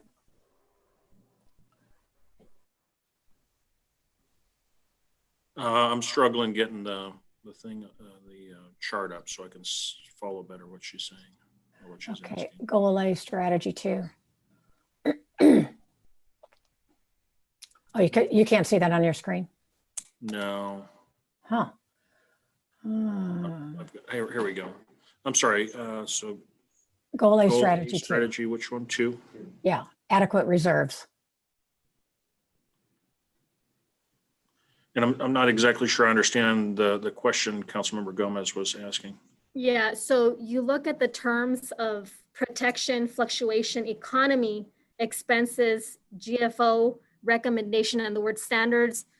They're so generic, and I think there's a message being placed here, but it's just so out of proportion that I was asking for a breakdown of what the mentality was for this description for council to consider. What's the context? Well, I think the context is more so focused on trying to make sure that we've got a focus on fiscal prudence. So giving attention to the general fund reserve, which is something we've been giving attention to quite a bit over the last few years. And I think we've done a pretty good job collectively in achieving our goals in terms of exceeding our general reserve fund targets. There are GFOA standards. I can't speak to them, as it's more of something that a finance professional could speak to.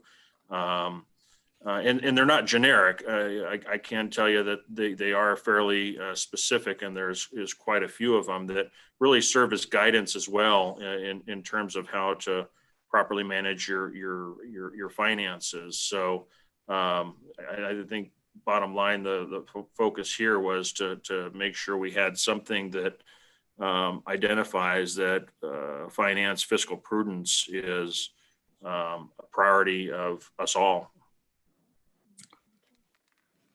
Question? I'm sorry, go ahead. Didn't the city council recently adopted a policy on what our general fund reserves would be when we adopted the budget? The council has. It's been in place for quite some time now. Okay. Several Well, years ago, we actually did it. And I we've agree finally somewhat been with- achieving with, that target just over the course of the last 2 or 3 fiscal years. I agree with the concerns of Councilmember Gomez, because maintaining adequate reserves, what's adequate? On the other hand, if we don't have a figure, who's going to say what's adequate and what isn't? It's not debatable. I think it's either a 10%, 20%, 6 months operating or something, because we are now reading in the newspaper, other cities have begun to lay off because they didn't anticipate such a reduction in reserve in cash caused by COVID-19.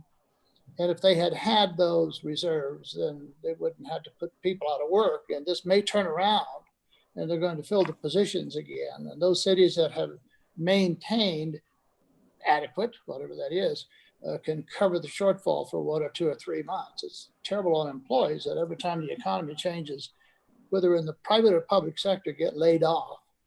And I don't see this as a real high goal with a lot of discussion, but I would like to see adequate, more, even if it's 6 months operating or something, to so we understand what those reserves are going to be, and it be done by council policy. I can tell you, my experience is after every election, there's council members who have their pet projects, very normal, and they look at the reserves to see, can we spend those to build that pet project? And those reserves in the general fund ought to be set aside for unexpected expenses, as we've seen with COVID-19. And it probably should exceed what GFOA recommends. But that's maybe another discussion at the council at a different time, but it's an important subject.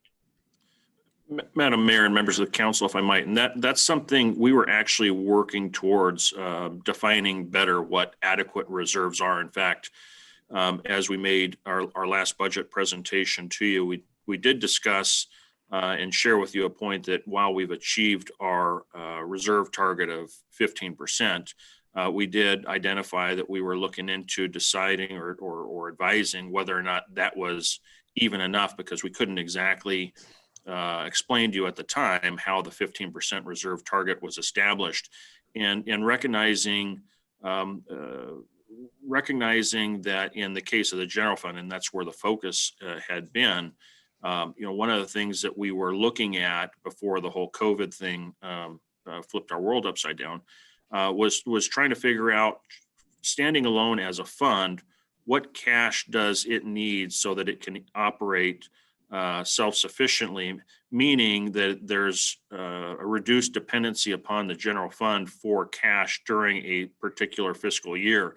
And saying it differently, one of the things about the general fund is the timing of revenues. And for example, in the case of sales tax, we may get them at specific periods of time throughout the fiscal year, not constant throughout the fiscal year, or not equally spread throughout the fiscal year. Another example would be property tax, which is also a component to the general fund, and we may get 4 or 5 distributions of property taxes from the county during a fiscal year. So they're not evenly spread. So that being said, there's going to be points in time during the course of the 12 months of the fiscal year to where there's going to be a quicker drain on your cash. You eventually catch up and get back to your reserve target. But one of the goals that we had, similar to how we approach our rate funded utilities, is having a cash analysis to better define what adequate reserve is, so that you have operating reserves or even capital reserves in place to better address the emergencies, but also to better address the cash needs as throughout the entire fiscal year. So I think if I were to see the council give consideration to this goal A strategy 2, that's one thing that we as staff would work towards, is actually recommending or advising what is adequate. I think that's a very good question, a good point. Yeah, I didn't mean to dominate this, my apologies, but I thought Councilmember Gomez raised an interesting point about there are times when you want general and times when you want it to be specific. There are advantages to both. But I think because of our experience and the funding and the still unknowns, we have to start being more specific if we can. And so we all understand what our goals are going to be and how we can adequately cover the operations. These are changing times and they're challenging all of us. So with, go ahead. No, go ahead. Okay, so I thoroughly agree, and I didn't know we had establishments from prior council members that have adopted something in that regard to the explanation that's contextualized to mean that we're looking at something that is supposedly, what does these terms mean? So if the city council would make this a priority and allow the administration underneath the council to start defining the purposes of these terms and then bring back to us what retention means, or what, fluctuations or what adequacy means, I think I'm more susceptible to putting my marking on that one particularly, because this discussion made me think about the importance of prioritizing our economy and things that do cast changes as they have with COVID-19. So Jan, if you consider, I'm putting my mark on that one. And then lastly, I looked at goal F, strategy 5, increasing community events and activities such as movies in the park and pop-up activities following post-COVID modifications. I'm going to say after this last meeting, I heard a bundle of people say, why are we not having more events? And so I'm going to place my marking there because the community did speak to that not too long ago. And so I'm supportive of the goal F, strategy 5, with my mark as a support in that regard, as a priority for our council. And yes, as am I. I had that as a subset of another, but I'll certainly put my X on that as well. Okay, so I think we've had a good conversation and going through all of those, and that concludes the discussion about priorities. So the staff has a lot to work on in addition to these as well. But these are. Are we going to make the changes to the language that Councilmember Cox suggested? Yes. Yeah, we've made a note of that. It's adding one word. And then I also have a suggestion on E, strategy 3. So striking the word enhance and making it improve. And then library services should be lowercase l for library.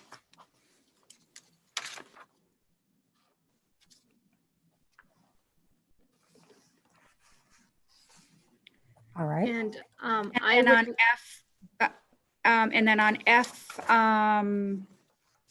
gosh, I had it as a subset, but it's the one about the community events. So if we could tighten up the language a little bit instead of increase, so it should be expand, because we might want to do more than we've done before. So expand community events and activities, comma, and then you can take out the parentheses that we have, such as movies and concerts in the park and pop-up activities. So just make that a series. So such as movies, comma, strike and, or excuse me, never mind. Such as movies and concerts in the park and pop-up activities. So add and concerts. I see. And then comma, instead of COVID, because we never know if something else is going to come up. So could we just do, heaven forbid, public health orders and guidelines permitting?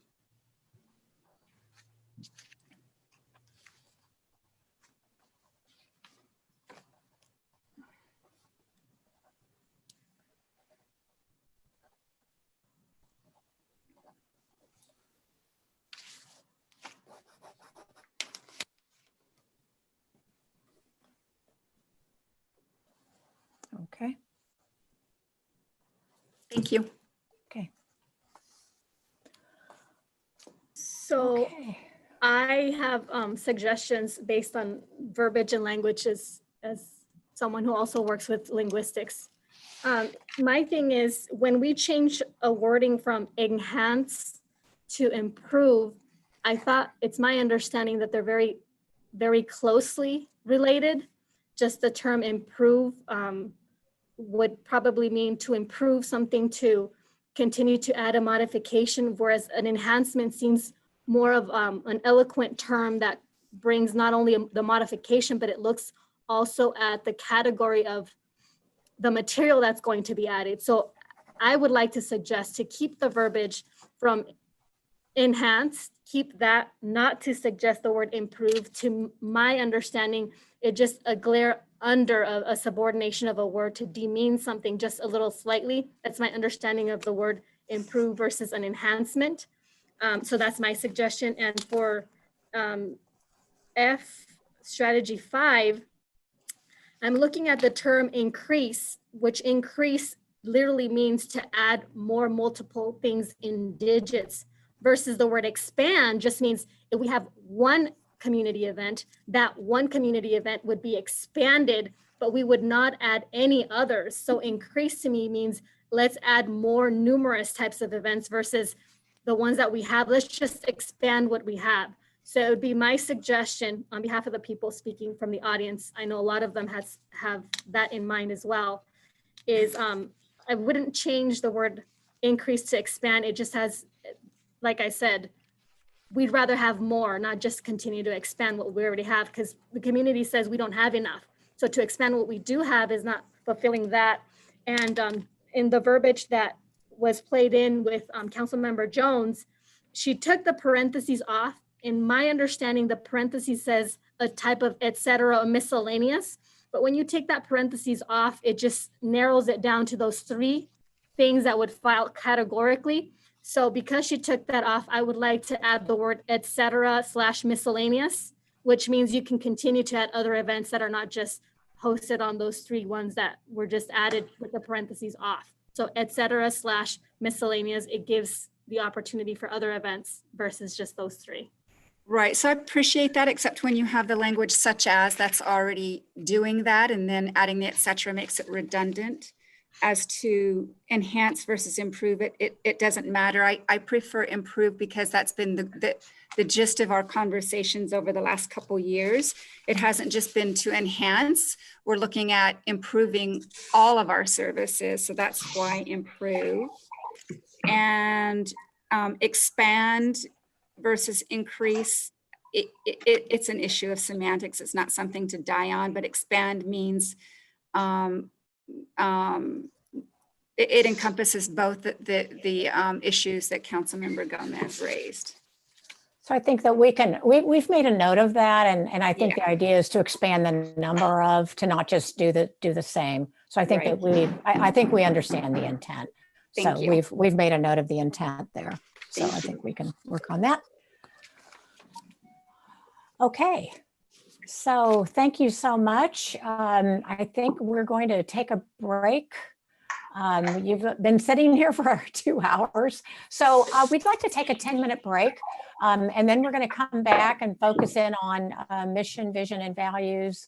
And that'll be up next. So let's see, our time right now is 11:15. So at 11:25, we'd like to get started again. Thank you.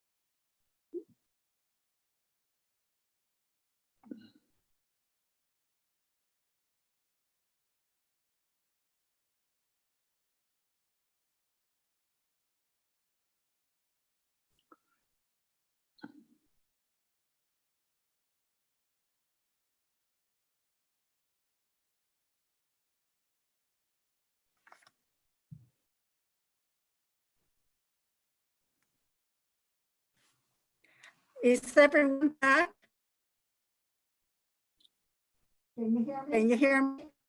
Hello? Yeah, I'm here. Is everyone? Okay. I'm Jim, back. you're speaking? Jan, back to Jim. Jan. Oh, Jan. Oh, sorry. Yes, I was on mute. Sounds like Sorry about that. Okay. Yeah, sounds like everyone is back. And I'm here, Gloria. Can you hear me? Yes, I can hear you, Deborah. Thank you.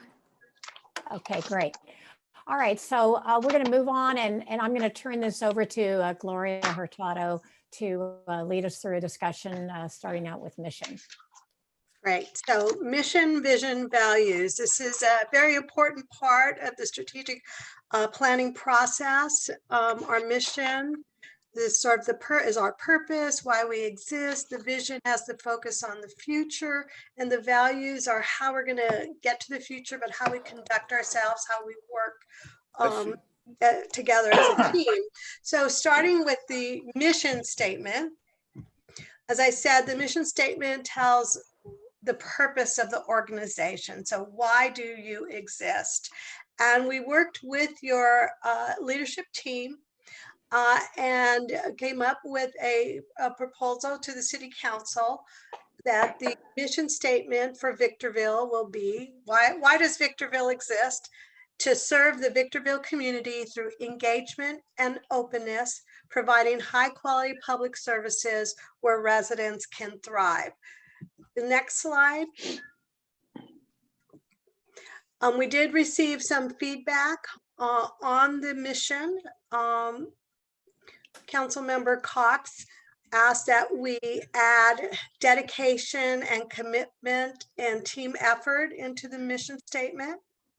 And Councilmember Jones asked that replace that all may thrive. We serve with openness and actively engage our community members to deliver high quality public services. We also wanted to give the opportunity for other thoughts on this. So we have a slide that Claire will manage in terms of any other any other comments from the council members. And then maybe what we would focus on is there anything missing that you want added to the mission statement, or anything that you feel is not appropriate and should be deleted from the mission statement? I don't like it. Okay. I said, Dr. Ramirez says she does not like the mission statement as it reads at all. I Okay. think it's dry. I think it's boring, and I don't think it meets the needs of the residents. I think this is a business statement, not a mission statement. Okay? So I do not agree with the wording at all. So what wording would you like to have included in the mission statement?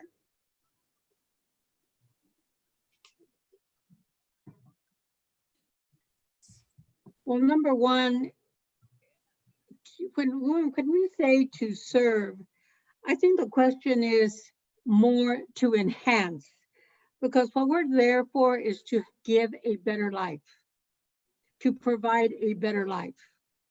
And the question of engagement and openness is a question of transparency. As the question of quality public services, we are there to serve the community in all manners, which would provide a better life or an enhancement. So it's not a question of residents and business, but it's a question of public service to the community, and that's enhancing. So I find it questionable as to words per se. I mean, I will go with what you have, but I personally do not like it. I don't think it rings well. I don't think it means anything. To me, it's just a business statement. It's not a mission statement of a city. So the couple of things that you said you feel it should include is something about transparency and enhancement. Yes, transparency, enhancement, the question of community. This is a question of community. This is not a question of public services. This is a question of providing enhancement to the lives of those who live and work in the city of Victorville.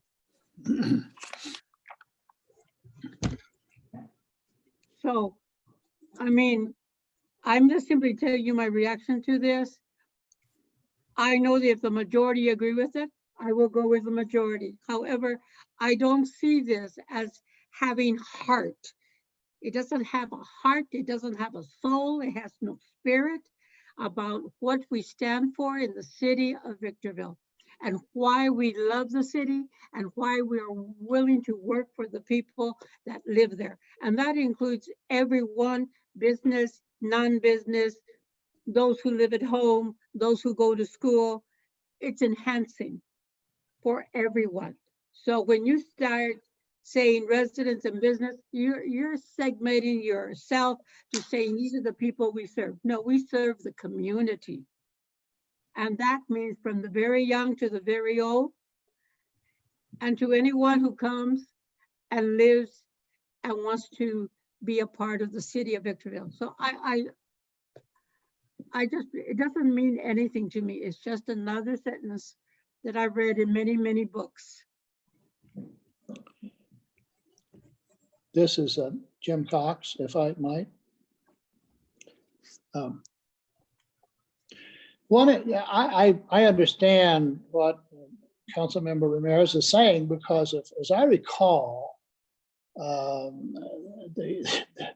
vision statement of Disneyland was to make people happy. That was it. They didn't talk about organization, commit this to make people happy. That was it. That was their vision statement. And you know, our vision statement, I don't know how you're going to word it, and I'm not going to weigh in heavily and make recommendations, but improve the lives of the residents of the community is just about it. You know, so I do understand what she's saying. It's a lot of words there, and you can look in books, and there's 100 different suggestions on vision statements, but our commitment is to improve the lives of all the people in our community. Are we on mission or vision? We're focusing on mission right now, and your mission answers the question as to why does the organization exist? So it's a mission statement for the city of Victorville. You have a city organization. Why does it exist? And that's the question we're trying to answer with the mission statement. And then we'll move on to the vision statement. I agree. I absolutely agree. So the mission statement also is to identify something that we want to accomplish or establish. You know, so it's what do we want to accomplish? And actually, I have read mission statements and the goals and vision statements where they all sound the same, but they can't be just words that are suggested, and I don't want to argue over which one we're talking about. It's just a simple statement that people will understand and appreciate and agree with. Thank you, Mr. Cox.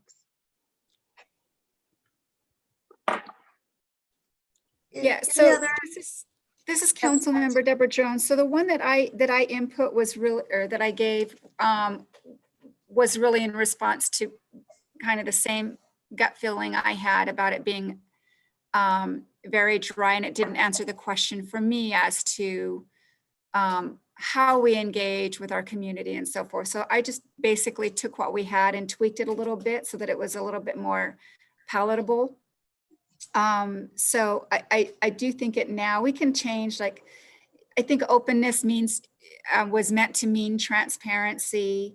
Engagement is too generic. How do we do that? We actively engage with our community. And that takes on a variety of roles. So it's kind of an umbrella statement or umbrella phrasing, and then to deliver high quality public services. But it's not just so residents and businesses thrive. It's everyone. So I just changed the first clause in the sentence. So basically, I took what we had and restructured it. But I do like Councilmember Cox's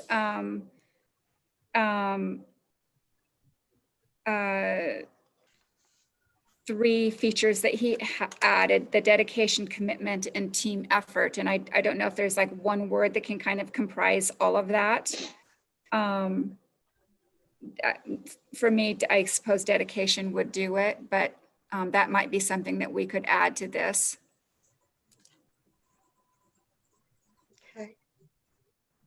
I think the team effort and the commitment is going to come out in the norms that are in our strategic action plan.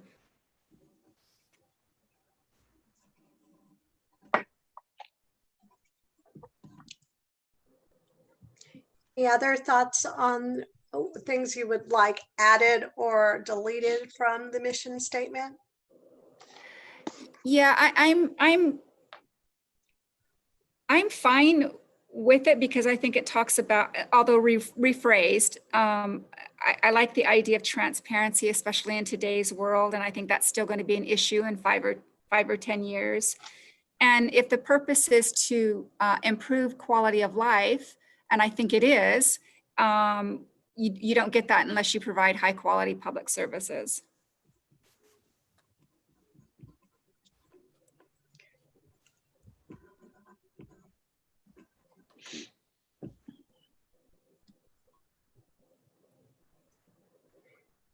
Any other thoughts? Well, I also would like to say that the only word that I would like to change is the openness and make it transparency. Okay. And that's the only word that I would change.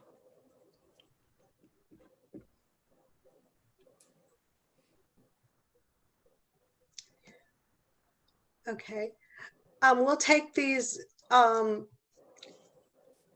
recommended changes and we'll provide some drafts back to Keith for him to share with the council so that when you do adopt your strategic plan, you'll have a revised mission statement to consider.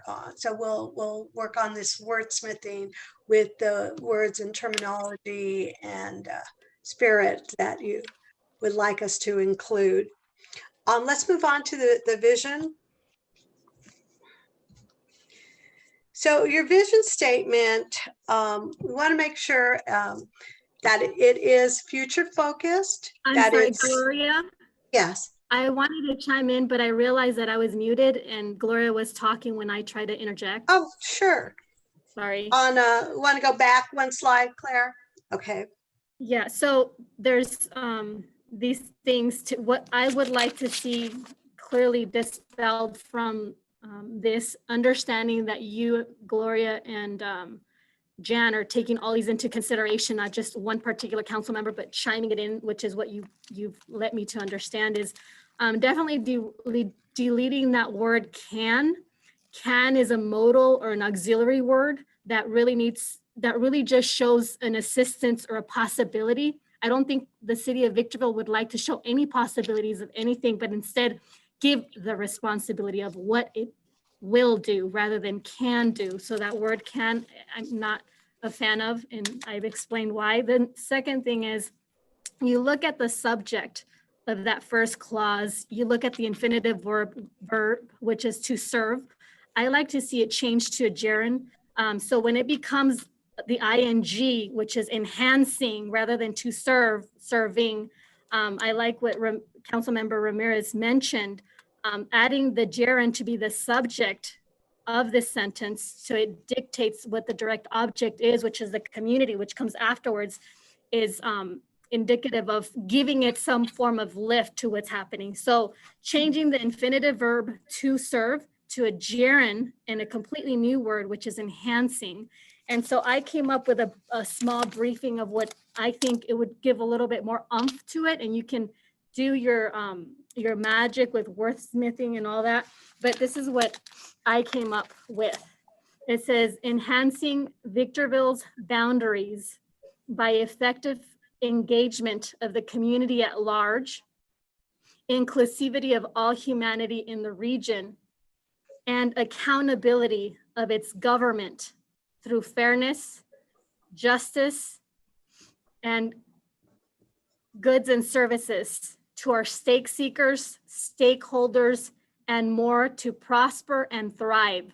That's, if you can work something of that to give it more life, that's my 2 cents in terms of what I feel as something that we can work into this mission.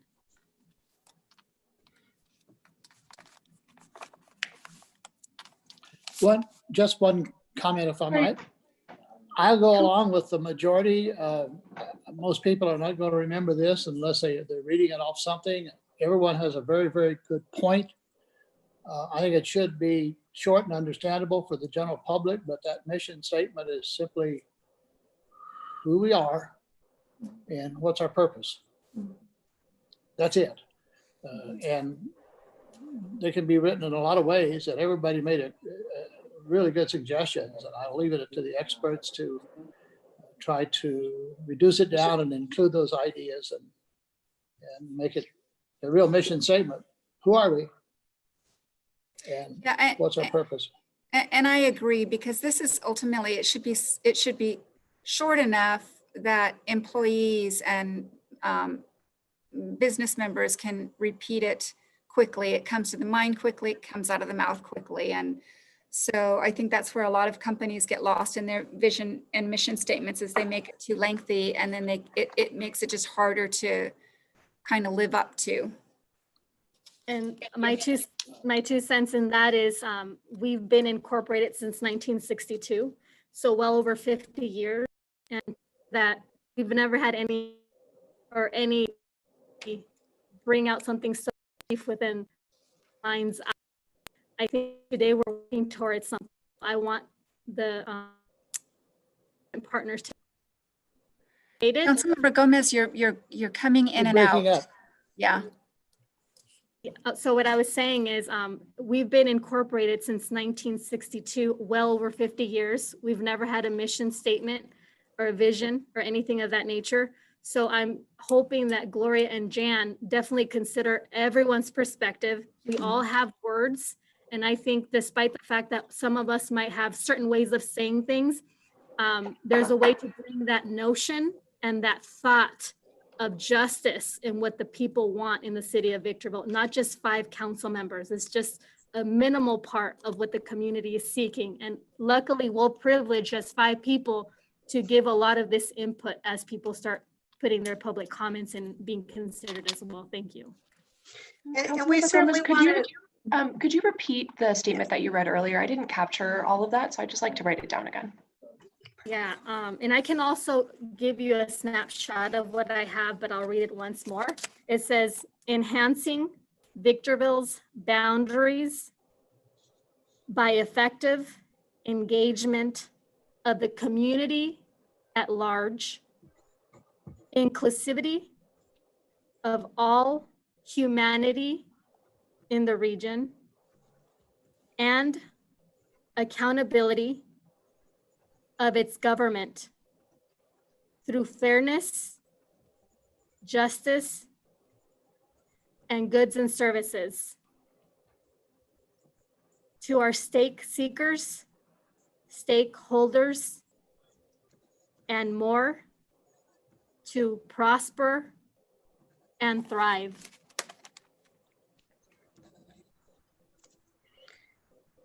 Okay.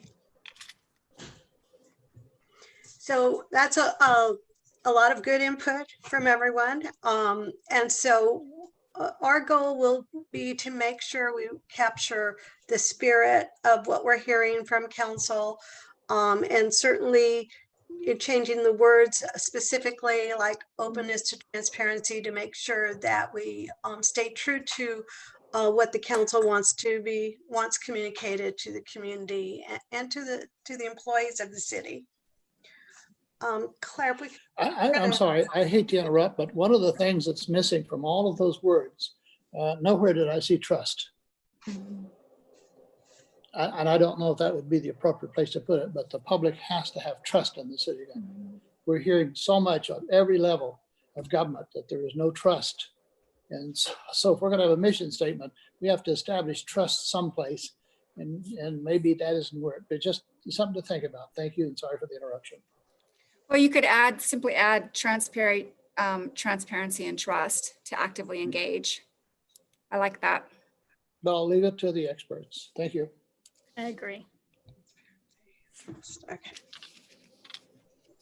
I'm going to make sure we're capturing all these notes. Okay, so the vision statement is really talks about the future. It's aspirational. I like to say it's what we want to be when we grow up. So looking towards the future, something we're building towards, we're working on it. It should be short enough for people to remember. And you don't want it to be the same as your mission statement. You don't want redundancy. So working with your leadership team, the vision statement that they're recommending to you is Victorville, the leading city of the high desert, providing avenues for prosperity. So we did receive some thoughts on this already from council members. Mayor asked that we replace leading with the key city in the high desert. Councilmember Cox wanted us to add the positive growth in the future of the city. And then Councilmember Jones wants us to replace that. Victor will be a shining light in the high desert where, and we have various options here that will pave the way to a bright future. So including the words opportunity, growth, prosperity, opportunities for prosperity, talking about leadership, opportunity, vibrance, and also good stewardship. So there's a lot All kinds. of good thoughts. So we want to make sure before we make any changes to this that we do hear from the other council members in terms of their thoughts, things that you feel will be important to be part of the mission, part of the vision, or things that you think should not be included in the vision statement. Yes, so if I may, Mayor Garcia's suggestion, I think comes off of the motto that we have in place, which is, I think it's the key city in the high desert. So I would imagine that was added in so that's in sync with what we currently have. I have to just tell you, when I read this, I had a visceral reaction to it because it's not aspirational. It does nothing to excite the senses. I don't think it's catchy in any way. I understand what it's saying, but I don't think it really inspires confidence in leadership or brings happy thoughts, so to speak, about our city. So that's why I offered a complete replacement. And if anybody's inclined to do that, you can fill in the blanks or tweak it however you want. But I think it should be something that calls a picture to the mind, our vision statement. Thank you.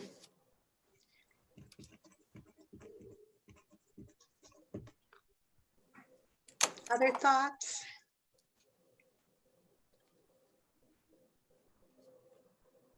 I do like Key City in the high desert. It's just been there and people recognize that. I think it's on all of our plaques and I don't see any reason to change that. But, it's what do we want to happen? Well, we want to provide opportunities for everyone. Now, Councilmember Jones has recommended the shining light in the desert. So just like feedback on, does that resonate with the other council members? Or is the key city resonate more because it has a history? Just would like to have some feedback on this so that we go off in the right direction. I go along with the majority, but I like the key city. It's always served us well. It's on everything we have, and I'd like to stay with that. But that's just yeah. And I'm fine with that. The only question I have is if we're making it aspirational to be the key city, is everything that we have say that we are? Is everything what? I didn't hear that. On our historical documents, and I think the motto, does it presume that we already are, and then now we're making the vision statement that that's what we want to be? I don't know that matters, but I don't know. I was just trying to go back to what we previously had, which to me was very strong, and it just gave you a sense of security in the city, just knowing that it is the key city of the high desert. To me, that tells it all. And it worked before, and I didn't think that we should drop that. Okay, well, I'm fine to strike shining light and do key. I think it keeps our history in place. The old saying, if it's not broken, why fix it? Broken, don't fix it. Yeah. Okay. So could we do something like that then, to be a key in the high desert where blank, blank, and blank pave the way to a bright future? Well,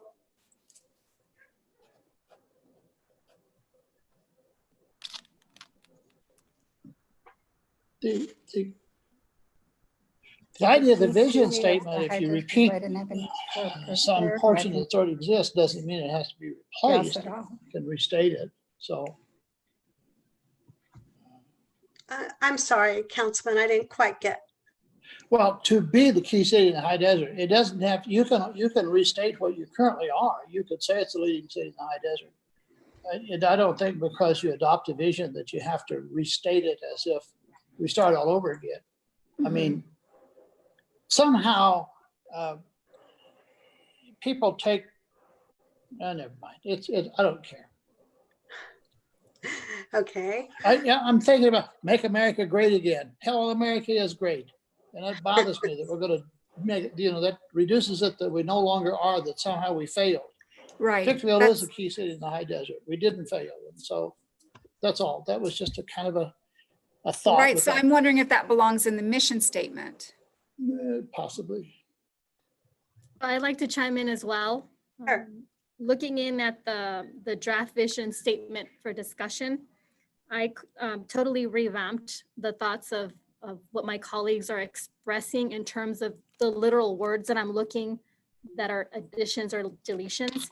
And my personal perspective would read something like the city of Victorville. I know we had this Victorville alone, but I would press in the city of Victorville, keep the colon, and bring in something like from the Constitution, so it's more constitutional savvy or inclusive, which would say a new perspective for, and then it would be quote unquote, we the people. The general sense of this, and I'm not saying that that's the perfection of what it is, it could also be considered a draft, but my general notion is government sectors or public sectors always look up to what a constitutional right is to humanity. And so I think during this important discussion for the vision, I think including something to remind the people that we are a part of the tier of we the people that includes the Constitution is something that brings back the reminiscence of why not only are we in office, but why we're in office to serve the interests of the individuals that not only elected us, but also living and breathing as part of this world that we are a part of. That's the general sense. That's why it's what I stated. Okay, it's my turn. Okay. Okay, this is Dr. Ramirez. I would like to say the city of Victorville is the future of opportunity and prosperity in the high desert.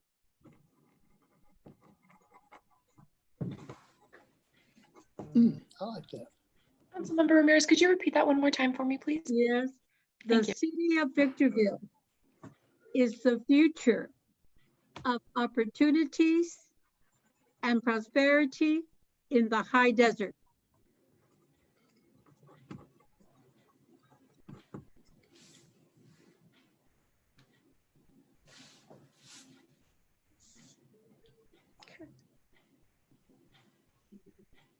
Well,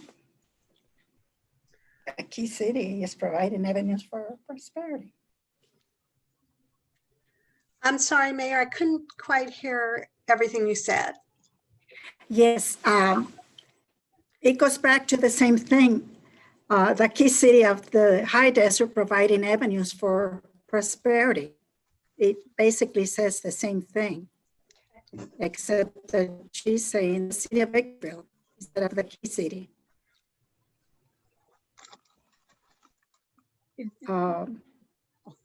It's similar to what we already have. Okay. Any other thoughts or comments?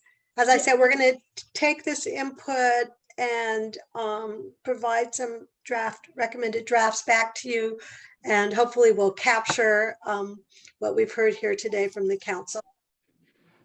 Yeah, I'd like to add one other thing. The city of Victorville, as well as our entire nation, is just reciprocates the vast diversity of cultures and languages that we have. If in any way you can come up with a fashion or form to be inclusive of different languages, I think that would merit a lot. The city of Victorville alone, over 53% is Hispanic, over 36% speak Spanish. And then the other percentage is you have other languages that, are a part of, including sign language and Arabic and all of that. So as a council member representing like all my other colleagues, just a variety of cultures, I'm trilingual. And to me, it's important to bring an essence of something of that nature. I don't know if you can implement it somehow, if you have a catchphrase or a term. Definitely when I do my council meetings, I try to invoke different languages to be more participatory of my audience so that they know that I'm here to serve them. It's just not speaking one language or one terminology or one educational level or one money sense. We have a diversification of people and we connect with them in different ways depending on how we're able to connect with them. And I think language is a major issue in that regard. So if you can implement that. Okay, That's- and I know you've used the word inclusivity, so we have that down too. So we'll work on these words and certainly I understand the gist of what you're saying in terms of the Okay. diversity of your community. One of the things just popped out, I haven't thought about this much, but if you add for all of its inhabitants, you cover all of that. Not citizens, just all its inhabitants. Or Somewhere residents. after future of opportunity and prosperity, comma, for all its inhabitants in the high desert. If you want to get all inclusive. Anyway, I didn't think about Yeah. that too much. It just came to me. Yeah. Or residents. Our residents. Yeah.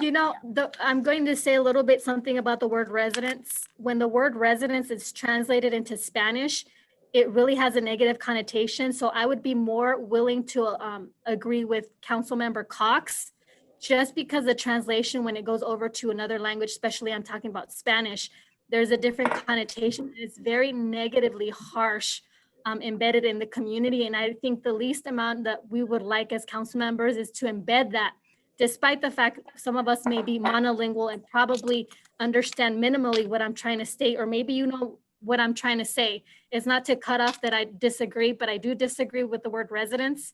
It has very negative, hopefully Gloria might understand, both Glorias, and then Ms. Ramirez understand, but inhabitants would probably be better off. And I'm thinking about immigration when I use the word resident, even though here in this context, I know Ms. Jones means the same thing, which is inhabitants. So that's my two cents for these Yeah, words. of course. Uh, I just think Ms. residents yeah, go ahead. It doesn't matter. Ms. Gomez, I don't really understand what you mean about Sí, cuando uno es what it means residente, in Spanish, because it's, to me, resident in Spanish means people that live within our community. pero cuando eres residente y no tienes tu mica o algo así, yo he escuchado que muchos residentes toman eso como inmigratorio. Entonces, siendo hispanos, mucha gente me ha dicho eso. Entonces, por eso dije residente es algo muy diferente a naturalizamiento. Pero te lo digo en español, pero eso es lo que he escuchado. Madam Mayor, I don't understand a word of this. I was explaining to her in Spanish what perhaps you didn't understand. I already said all this in English, and I just told her in our language, because we understand certain things when we speak the language. And so I wanted to include her as to what I was saying. And I included Ms. Jones by giving that lengthy, what I thought was an explanation. It wasn't to ask you, Mrs. Jones, it's just, I have the right to speak Spanish. And even if you don't understand me, I have people that follow me, and it's no offense to you. I want to be inclusive of everyone. And I know the partnership member, the management partners just got it. Thank you.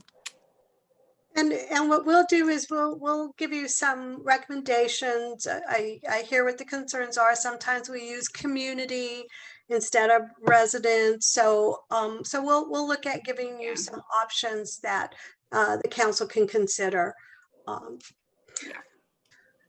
Okay, any other thoughts on vision?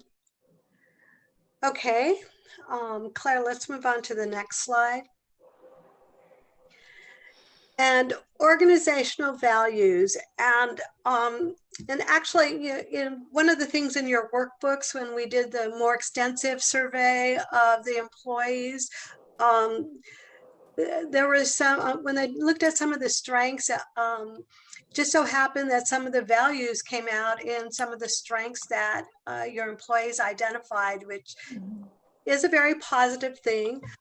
So your values state how people behave. in delivering the services or interacting with the community and also interacting with each other, how we conduct ourselves.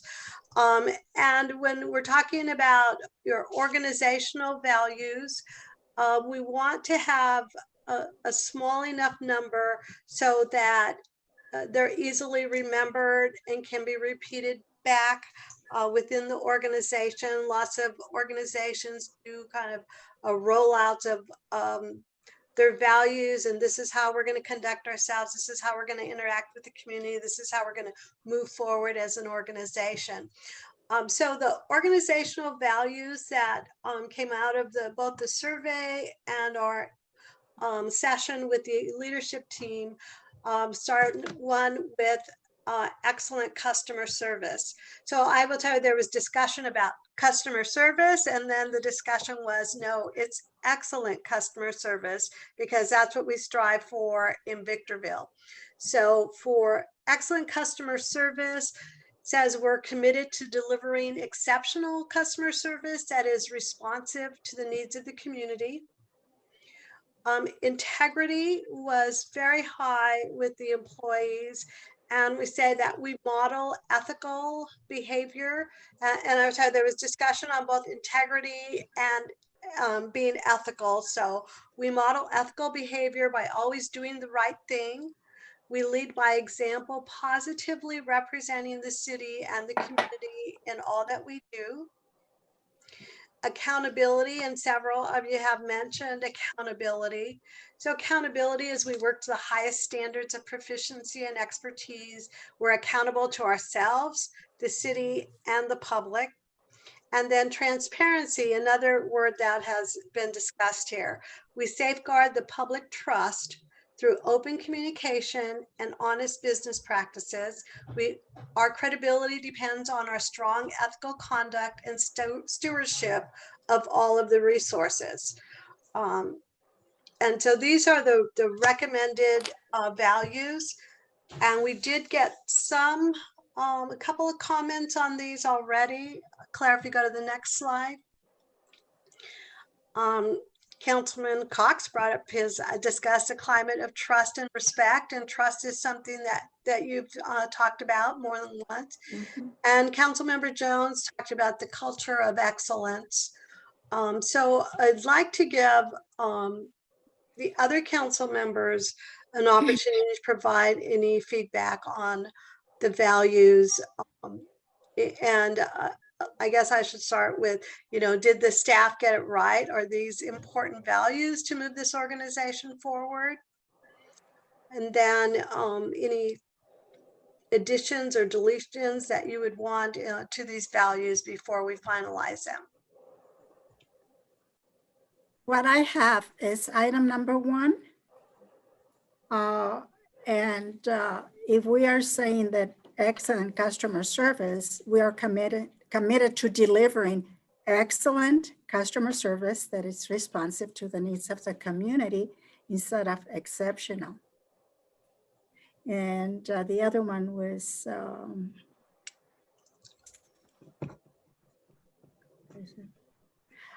we model ethical behavior by always doing the right thing. Mm-hmm. Model ethical always.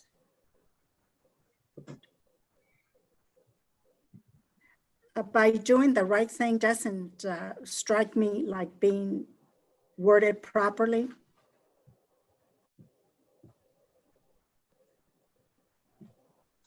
Even if we said we model ethical behavior by attempting to do the right thing, or always attempting to do I don't know, that just somehow is not sounding right to me. You could do striving, by striving always. Right, exactly. Thank you. Thank you, Ms. Jones. Yeah, mm-hmm. That would be the word that I was looking for. And that's all that I have.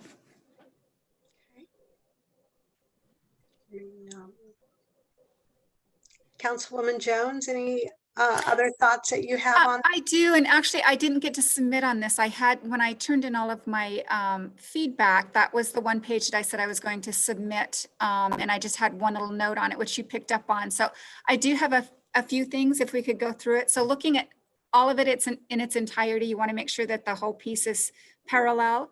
So on number 1, we are committed to make that parallel with 2, 3, and 4. It should be we commit ourselves to delivering. Okay.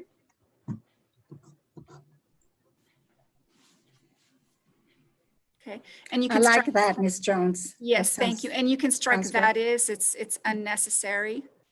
So remember, it's always concise, precise, accurate when you're writing. So we commit ourselves to delivering exceptional or excellent customer service responsive to the needs of the community. It's a stronger statement. Number 2, on integrity, the second sentence, I agree with the change that Mayor Garcia was talking about. And then it says, we lead by example positively. That can be interpreted a number of ways just by the way it's phrased. So we lead by example we lead by example to positively represent. So again, so that you're making it parallel with the other statements.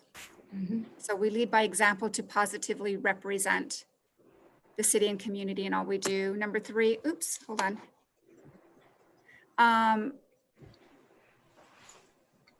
Number 3 is, I don't know if there's such a thing as the highest standard of proficiency, and expertise, but I think it's all right. And then 4 on transparency. We safeguard the public trust through open communication and honest. I think instead of our credibility, again, for to be parallel, it should be, we know our credibility depends on our strong ethical conduct and stewardship of all resources. Oh, and I'm sorry, I did catch one on number 3. I knew there was another one that I missed. So in the second sentence where it says, we are accountable to ourselves, the city, and to the public, it's a series, but it's not parallel here either. So it should be, we are accountable to ourselves, comma, the city, comma, and the public. Or you can use the word to and take it all the way through. Or you can say in the alternative, we are accountable to ourselves, comma, to the city, comma, and to the public. You just have to make it parallel all the way through the series. Okay. And that's all. I'd like to make a suggestion on the last number 3. It currently states we're accountable to ourselves, the city, and the public. I don't want somebody to say, oh, you think you come first. So put that all aside, accountable to the public, then the city, then themselves. Yeah. You're right, Jim. Yep.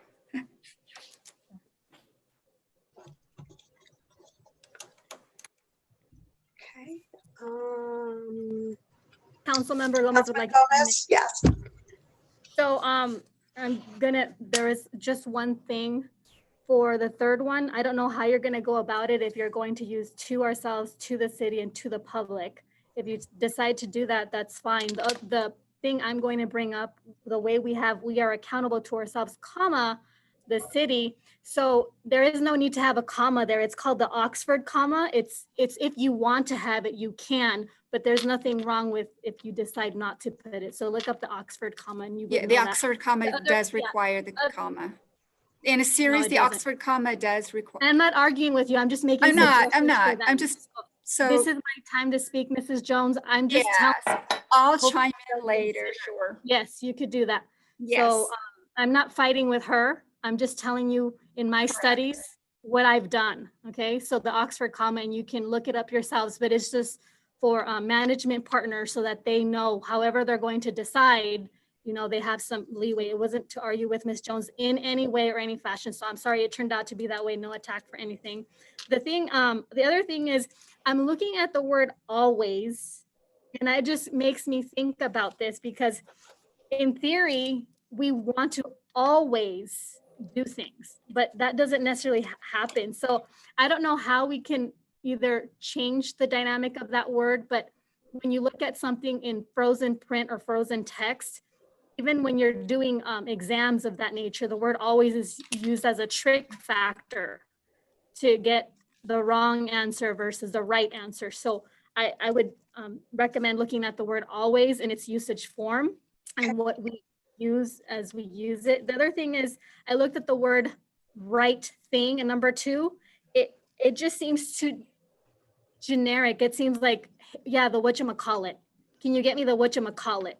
And so the right thing has that same connotation as to what are we talking about when we say the right thing. And a lot of it can say for 1 through 4, because what is ethical behavior to one, to someone else that would be so unethical and cross moral turpitude.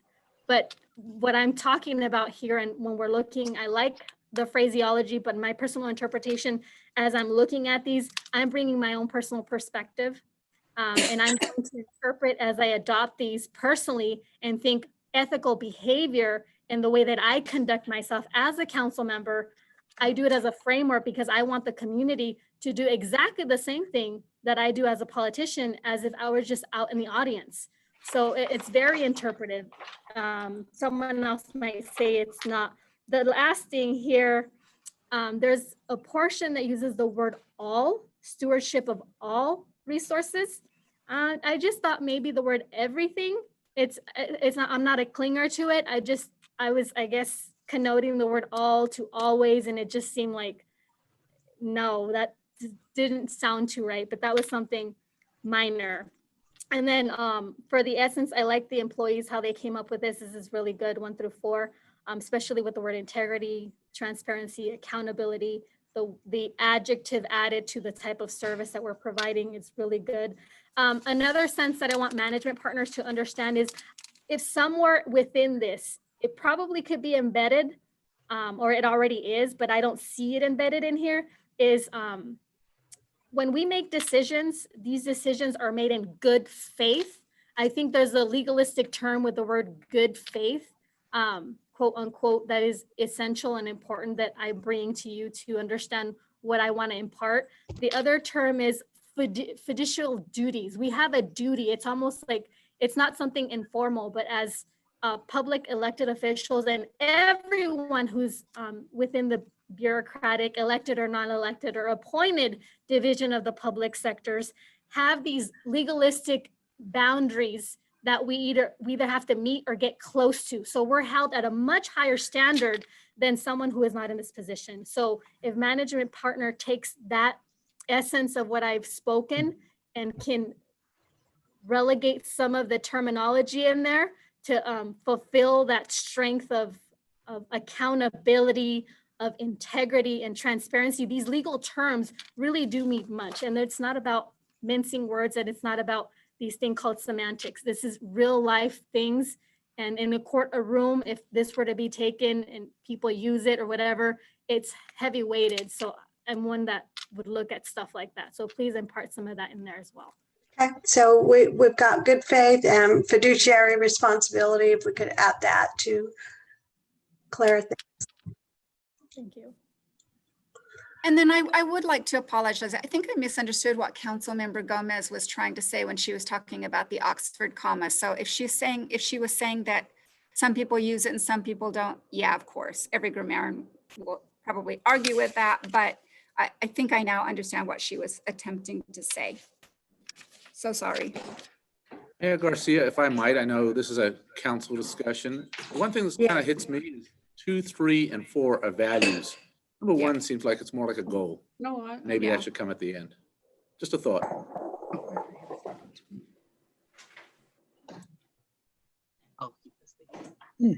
Good point.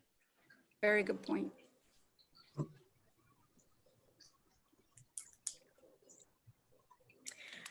You know, I'm gonna say something. I thought too, when I looked at the hierarchy of how they're listed, the only thing is when I look at the organizational chart of the city of Victorville, because the public is first, because the electorate is at the highest rank of council and then the subordinates come underneath, I get what he's saying, but just I want to impart again, I like that it's there, but of course this is all of our input And I just appreciate the input that's being gathered. And this is a little bit of what I'm thinking. Thank you.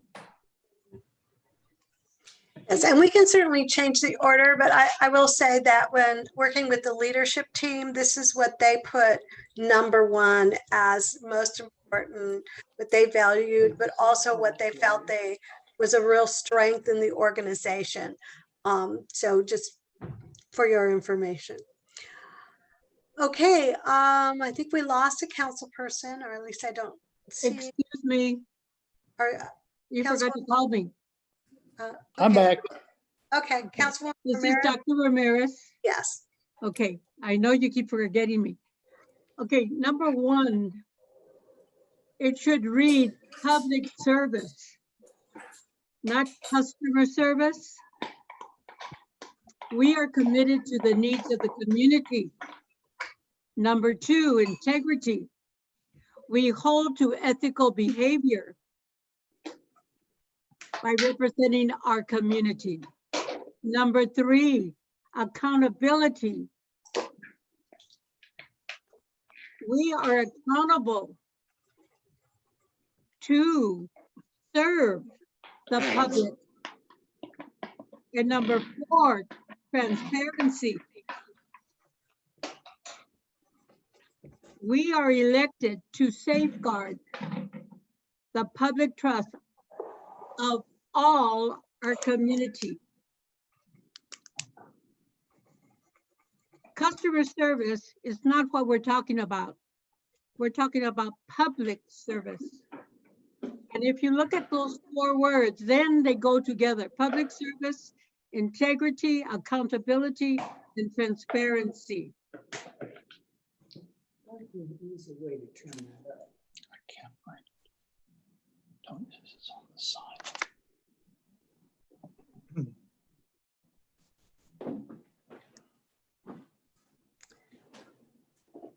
Okay, any other comments?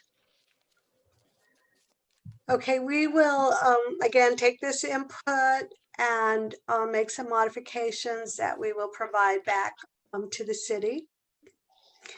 And Jan, anything else before we move on?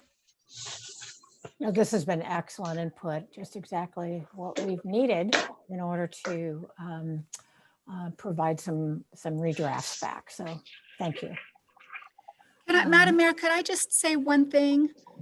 I know that we need to move on and go to our public who's probably been waiting for a while, but I just wanted to take an opportunity to thank everyone for their hard work on this. And because I don't know if we're going to have an opportunity after public comment. I know everyone put a lot of work into this, from our consultants to our all the staff here, a lot of the employees, our community members who've really weighed in on all of this, and council members have certainly done a lot of work on this. And so, and again, my special thanks to the council for really responding to my original request to put all of this on the agenda and move it forward. I really appreciate that we're doing the right thing for our community. Thank you, Madam Mayor.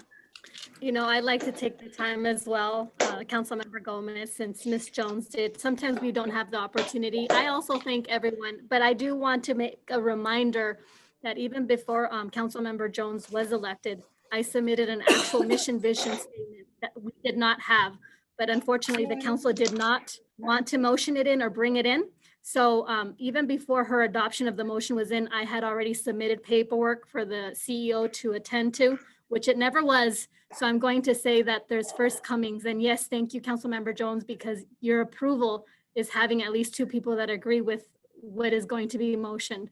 But let it be known that many, many months, even before you were elected, I had already started this project. Thank you.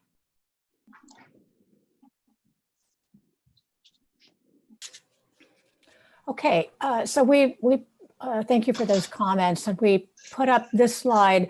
We just would like just a few comments from council members before we take public comment.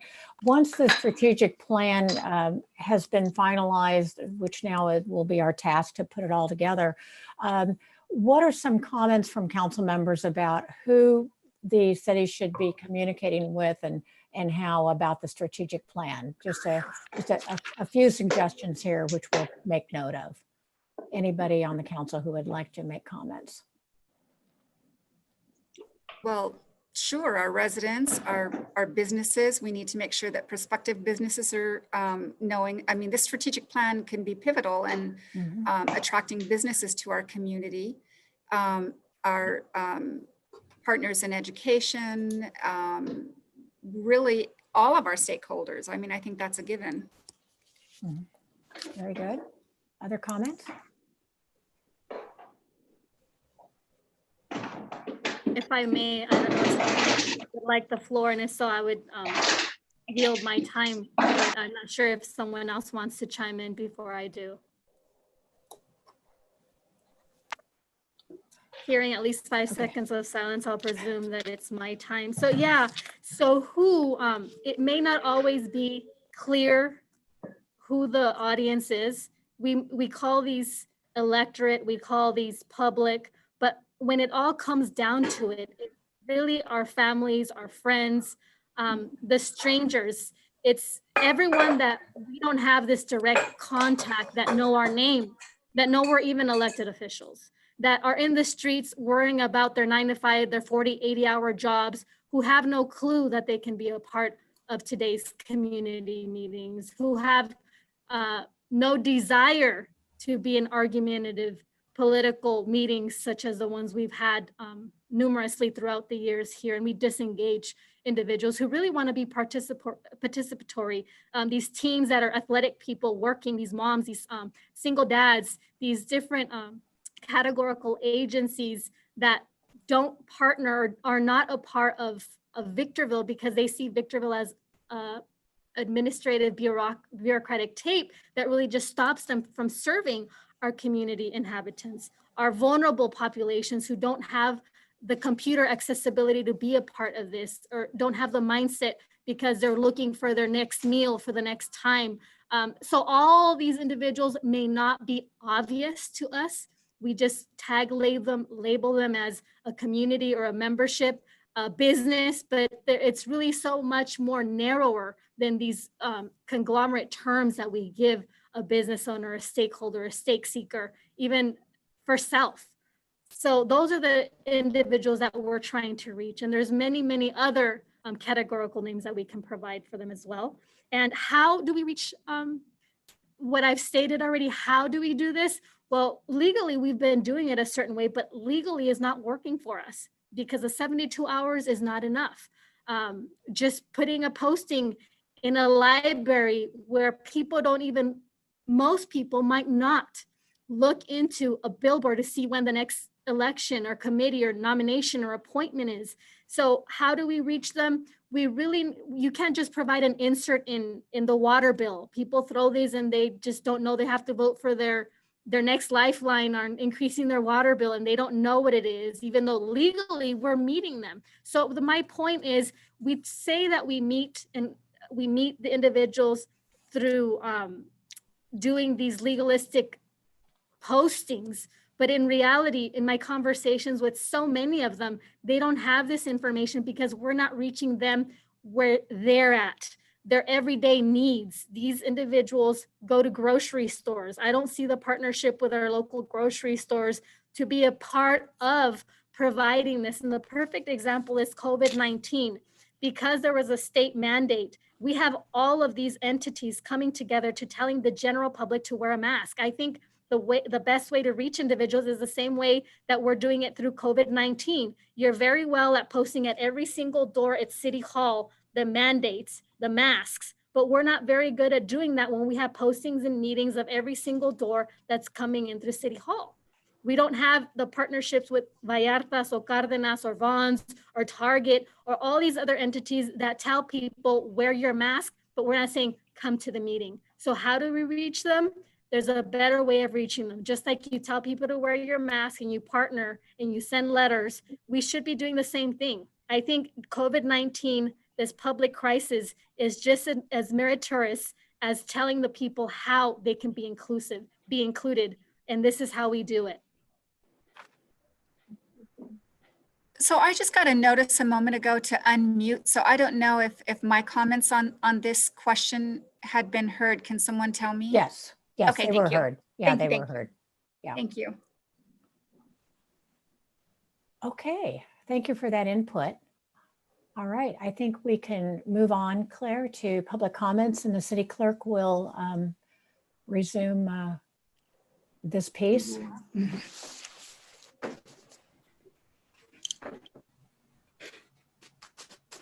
Before we start public comments, I would like to read this statement. Members of the public are encouraged to speak during the public comment period. Each person wishing to speak will be allotted up to 3 minutes. Should the speaker conclude their comments prior to the expiration of 3 minutes, the speaker has the rights to speak for any remaining amount of time. And I'll turn it over. I'm sorry, Gloria, you got cut off about the 3 minute. Would you repeat that last piece? Should the speaker conclude their comments prior to the expiration of the 3 minutes, the speaker waives the rights to speak for any remaining amount of time. Once they speak, their time is up. Or they stop speaking, their time is up.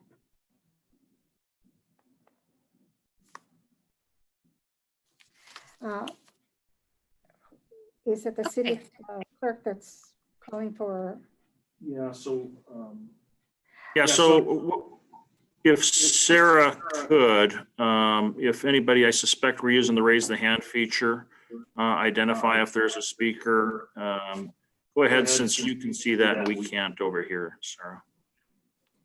Okay, so I don't see any hands as of yet. I did get an email yesterday, Monday, July 27th at 2:25 p.m. from Revive Our Old Town.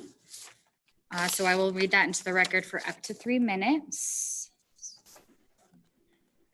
All right, dear council, as an active community group that continues to work together for Old Town Victorville, we ask your continued assistance in creating strategies that drive investment into our neighborhood. We recognize that this council has actively assisted in some of our strategies by allocated funds for additional lights and by looking for funding opportunities at the federal level to invest in our infrastructure.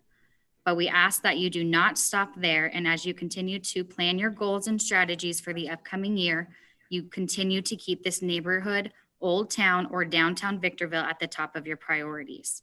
To help you and your team identify strategies, we will share with you some of the issues that we are still facing. Abandoned buildings continue to plague our neighborhood. To this day, we have lost 3 to fire and demolition. Will this council consider adopting an ordinance that fines absentee landlords? We have tried the CARE approach through incentives, and yet many of the owners still refuse to invest, rent, or sell their businesses to a willing private partner who wants to be a good neighbor. Lights behind the alleys continue to be an issue. We saw the installation of X of lights, and that has been a huge help. Yet behind some of the few businesses that we do have, their alleys are still dark, and that creates a safety problem. Safety prevention programs. We understand this council is looking at investing in safety. Safety is also a priority for us, and yet we ask that you consider taking our taxpayer money and investing it in prevention programs. Those include investing in youth mentorship programs, rehabilitation services, and a targeted job creation that uses the public space in our neighborhood to bring our residents together to help get them employed. Homelessness. We continue to see a high rise of people experiencing homelessness in our neighborhood. Before the pandemic, we were a hotspot for homelessness, and we fear that with the high unemployment rate, we will only see an increase. We know the city has a homelessness force task force, and we ask that our neighborhood be active participants in the decision-making process. Many of our residents have been homeless in the past. While many others are still experiencing homelessness, we know the stories firsthand because we continue to live them. We want to be a part of the solution. Lastly, as you consider your last 2 objectives to establish ideas about communicating the strategic plan with the community and strengthen teamwork, we ask that you continue to involve us in the process. One way of doing that is having regular workshops. We know that because of the pandemic, workshops will have to be held online, but there will be a time when we can have in-person meetings. At that point, we ask that you have a quarterly meetings that are workshop style and are held outside of city chambers. This will give us the opportunity to attend these meetings and have dialogue with council and staff rather than just one-sided conversation that the public hearing format allows. We are thankful that you are being proactive in having these strategy sessions, and we thank you for your time. We hope to continue this conversation beyond this short public comment submission. Sincerely, Root, Revive Our Old Town. All righty, and I will check to see if we have any hands raised. It doesn't look like we have anyone else who wishes to speak at this time.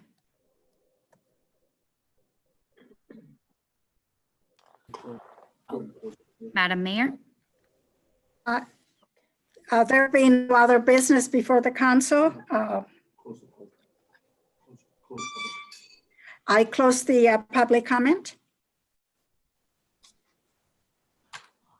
Okay, Mayor, so just as a comment, we will be preparing materials following this. I really want to thank the City Council for your patience today. We do know how challenging it is to have a workshop in this format. So thank you very much for all of your great input, both before today and during today. And we will do our best to turn around a new version, taking into all of your feedback. And we'll do that as quickly as we can. So with that, I would just like to ask if there are any other, final comments from Keith or any members of the City Council just about today's session that you would like to offer in closing. Yeah, Madam Mayor, if I might, and directed to Jan or her team, just so that I'm clear as to next steps. It sounds like you're going to go back and with respect to mission, visions, and goals, refine some of that, work on the language, and I'm suspecting from that then I'll share that with the council for their feedback. So we'll effectively interface back and forth on that until such a time that we're able to actually take a strategic plan to the council for which the council then would take action on that. Is that the correct assessment of the next steps? Yes, that's exactly right. I'll leave this out so you can make a copy.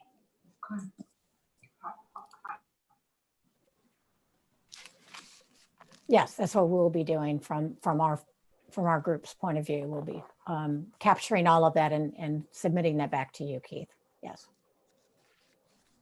Thank you. That's all I have.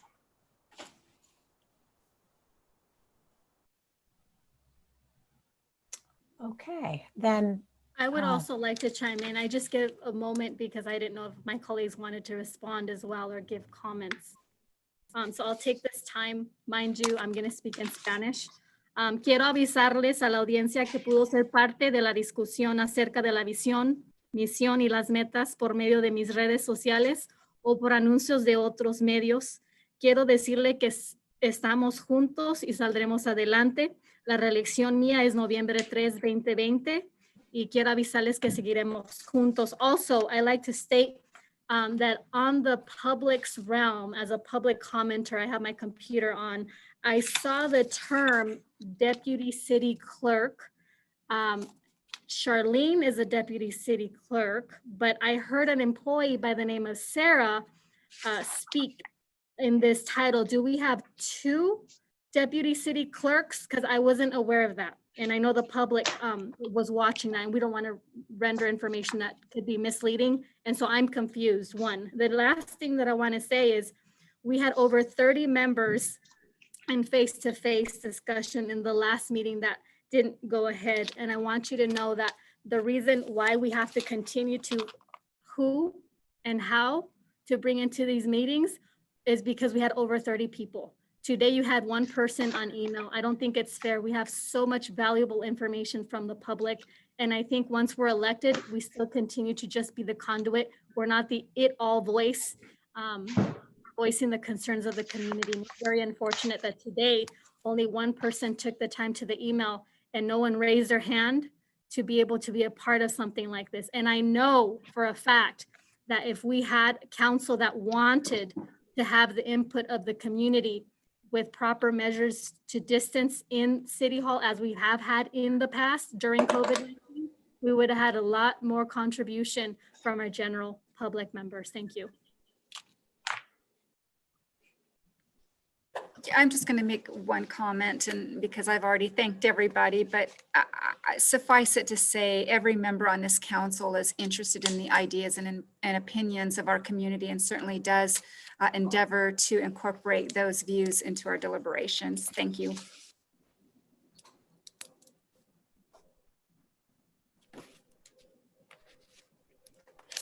Okay, with that, just again, want to thank the mayor and the city council, city manager, city attorney, deputy city clerk. Thank you so much, Sarah, for your great work here today.